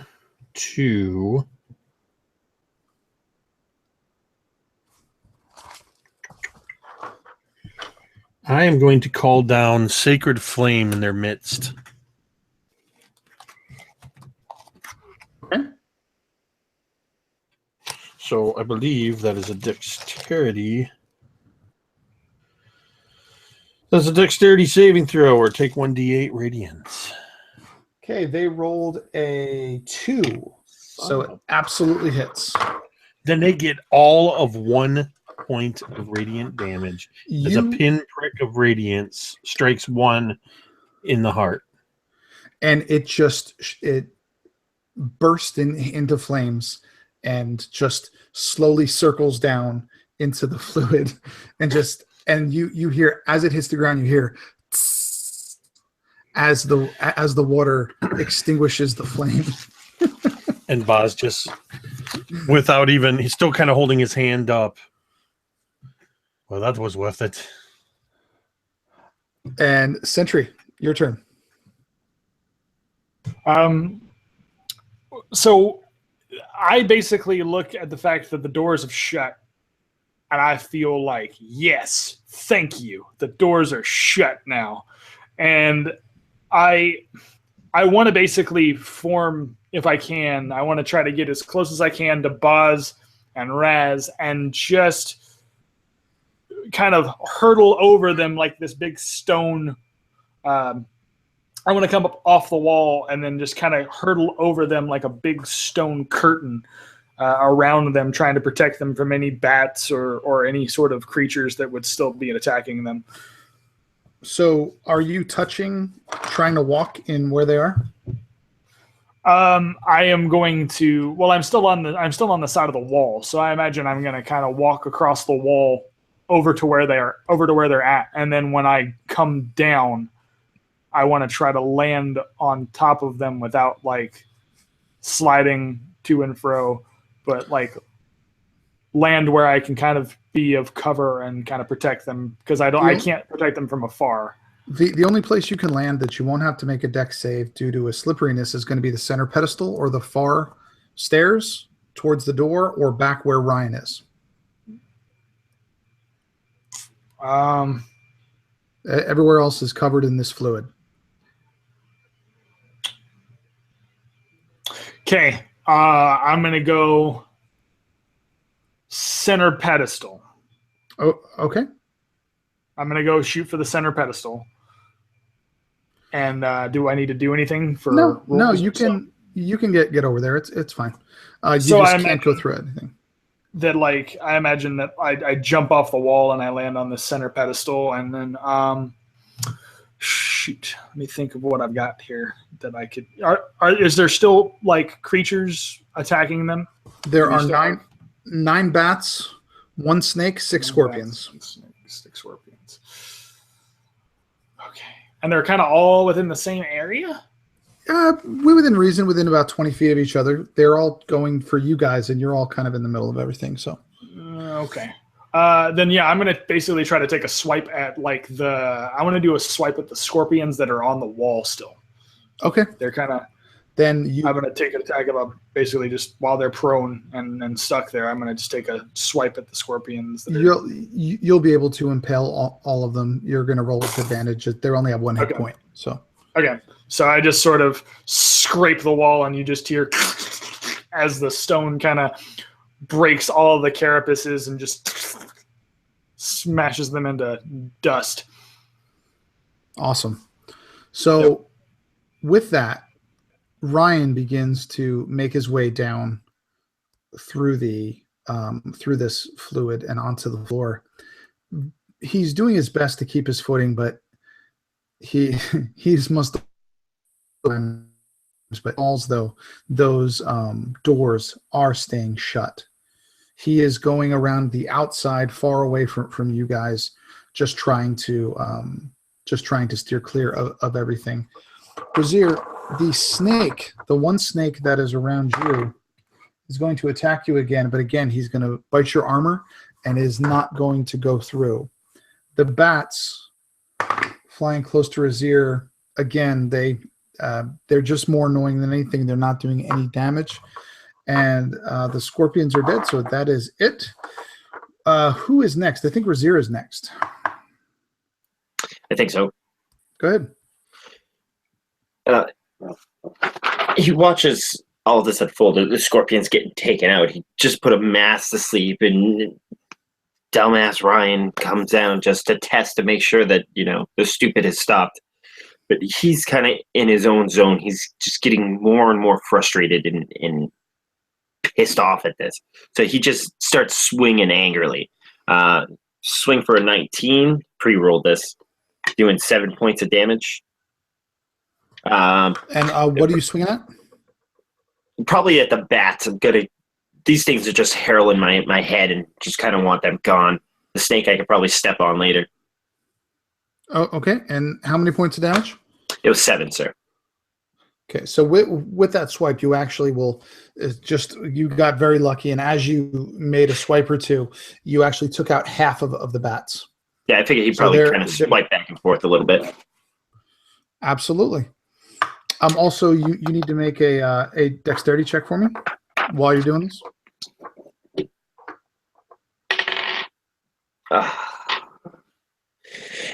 Yep, you fall on your ass. Swings and falls right on his ass.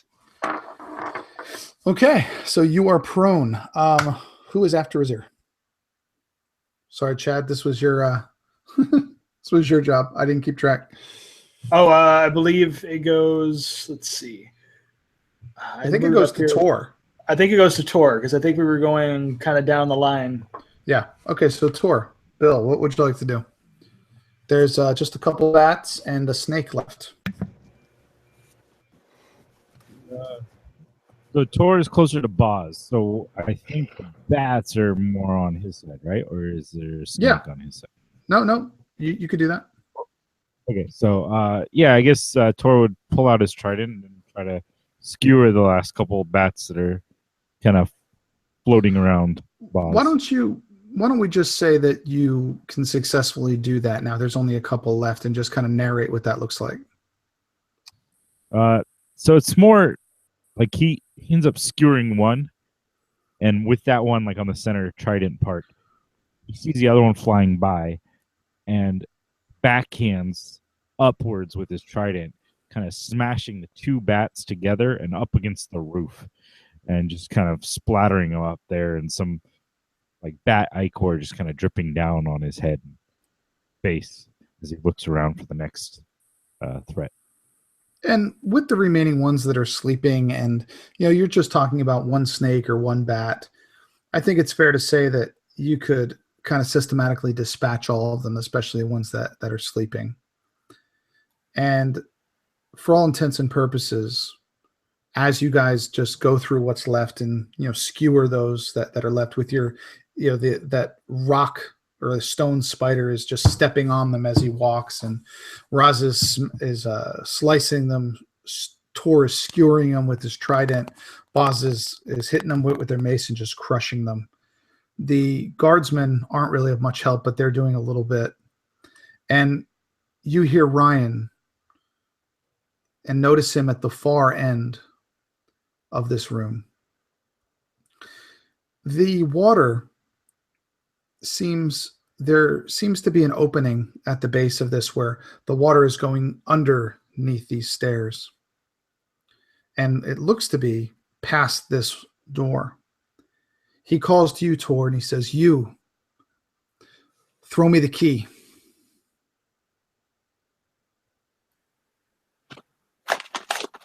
Tor, hold it right there. Don't throw him anything. You continually wander off and get us in trouble. Stay with us. Let us handle it. That's why we are here. Done with this, you running off and then come screaming back like some childish little girl, creating more problems and havoc.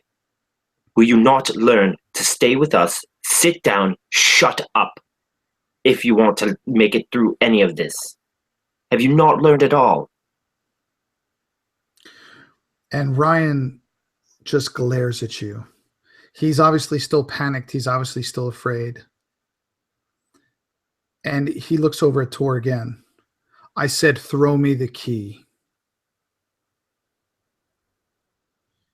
Tor will pull the key out, look at him, and kind of walk over. He's not going to throw it. He looks at him. "Did you find something?" I just need to go.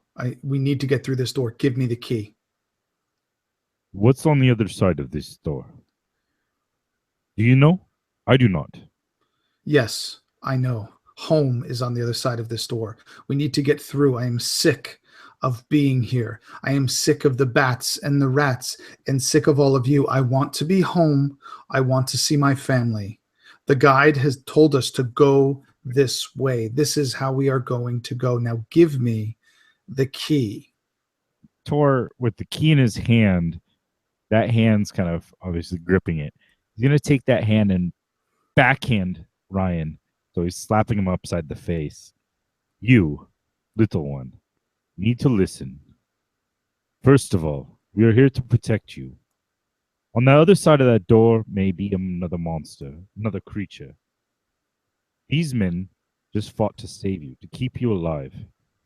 We're not ready to run out there.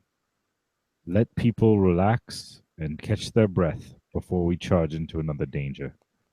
And Ryan turns towards you, and you can see in his eyes that he wasn't expecting this, and his eyes are kind of welling up, and you can see tears begin to fall, and you can see his chest writhing up and down quickly, and you can hear his breathing getting ragged. And he says, I will get through this door with or without you.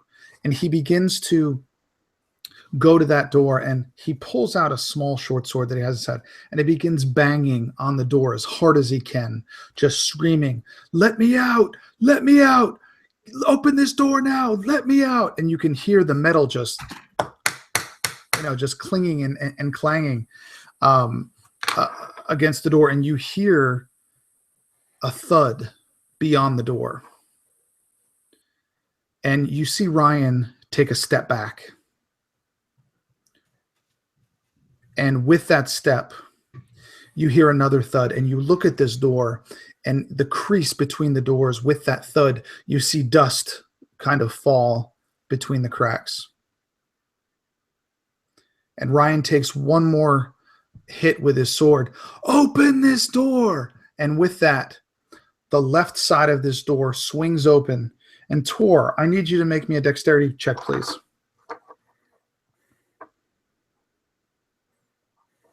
Natural one. Okay.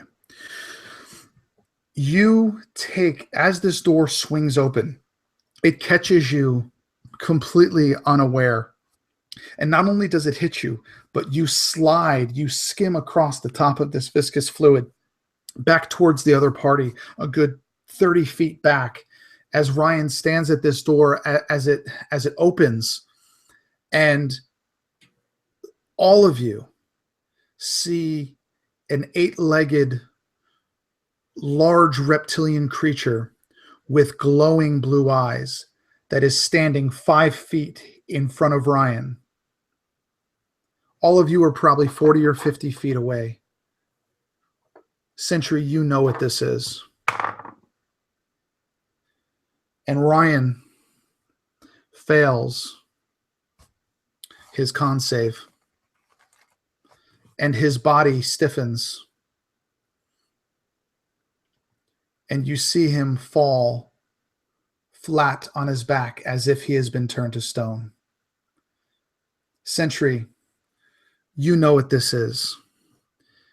This is a basilisk. And that is where we will end this session. Dun, dun, dun. Do we have to save Ryan? Can we just bring the body back? This is probably the best way to have him right now. They can cure this when we get there. Hold him back in stone. Oh, anyway. That's almost perfect irony, man. Like, it really is. The whole time he's making fun of the stone man the entire session. Like, I don't know what to say to you now. Join the club. You're welcome. Yeah, it was I tried to throw in a different type of an encounter there at the end, instead of a big monster, a bunch of little ones. So that was brilliant, because I have so many things I could have done against a monster or 2 or 3 monsters. Fighting multiple swarms of monsters, not even monsters, just mundane Annoying beasts, lizards and snakes and bats. They're just overwhelming us. And there's so little that you can actually do, because most things target individual creatures. Well, if you guys remember, Tim Carney did a show called The Encounter Machine a couple of weeks back, and what I did was a variation on one of the things he talked about. With every time you touch the ground, something else comes out, something small that you can get overrun by 40 or 50. And I actually rolled pretty low. You guys could have had 80 spiders on you at some point. So, yeah, it's called The Encounter Machine. Tim's collaborating. I forget who it was with, but with Drunkards and Dragons with Hankman. Yeah. Mm-hmm. Yeah. Was that the first one? It was the first or the second one, but I remember listening, going, I'm going to make them do that. So at least it's a variation of it. So Going to start paying closer attention to the encounter machine. That's for sure. it's just inspiration. So Chad, Yeah, man. it's your first one with us. I know it got a little, the combat got a little bit clunky there at the end, but what's your take on it, man? How'd everything go for you? I tell you, knowing you guys, and because I've seen you guys play before in tons of different games, and having played with some of you guys before, it just felt so right. It felt so good, and there were times where I was like, there was times where I was eager. I was so eager just to see what you were going to throw at me, just to see, like, you were going to be treat me as the noob and throw like something just strange and off the wall at me, just to see what I get myself into. And every time it felt like as a group collectively we worked things out, and it felt so good. Yeah. It felt so awesome. This whole group is phenomenal. I think we finally found our replacement, guys. I think Chad's going to fit in perfectly with us. Just the RPing style is just like you guys. Bill, getting a little bit of background on Tor and understanding him a little bit finally. I'm really happy that we got to do that for you. You got to use that trait, that Grimdall Dwarf trait with the rocks. Yep. Really enjoyed that. Scott, all the little things that I gave you did great with them. I think this is the first time that Jake kind of took a step back, and it was kind of nice that you guys all picked up, where Jake is usually the one that kind of takes the lead, but everybody sort of did that tonight. And that was really cool to see. He's probably just tired, but it's okay. Well, yeah, I am tired. Coming from the gym and not used to playing on Monday nights. But also, initially, I kind of wanted to play off of the fact that he didn't get to see his mom. He had that disturbing dream, and he was kind of wrapped up in his thoughts for a lot of it. I think he's woken up now. Yeah. All the bull crap and the slime and all the bats and. So I am curious, guys. I know we had, between 8 and 10 viewers most of the time. Who's been in the chat? What's the chat been saying? Have they been enjoying it? Yeah, I mean, people have been enjoying it. We've had a nice selection of people. Mainly, we've had Chris from Drop Dice has been in there quite a bit. Cool. Performance check. Carol, of course, jumped in for most of it. She had to step out for a bit for dinner. Tim jumped in for a little bit. We had Jeremy Lilly in there. Alan Holloway. Holloway's Good. Dave Hubble, John Getz. Good. Yeah, we had a whole variety of people. It was a good crew. Well, I know that you guys on the East Coast, it's late for you guys, so it's almost 1 a.m. So I'm going to stop the broadcast, but I'm going to talk to all you guys for a minute here. But anybody who watched it, thank you so much for being a part of it. Everything's really starting to come together. Had a blast with these guys tonight. It's a really nice thing as a DM where all you got to do is just suggest something and your players go off for 45 minutes. It's the best way to DM ever.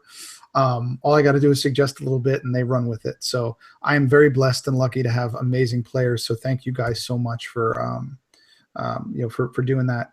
But I'm going to stop the broadcast. Thank you, Chad. You killed it today, picking up as the new player here. Boz, as always. Scott, Bill, just amazing. So thank you guys, and I can't wait until the next session.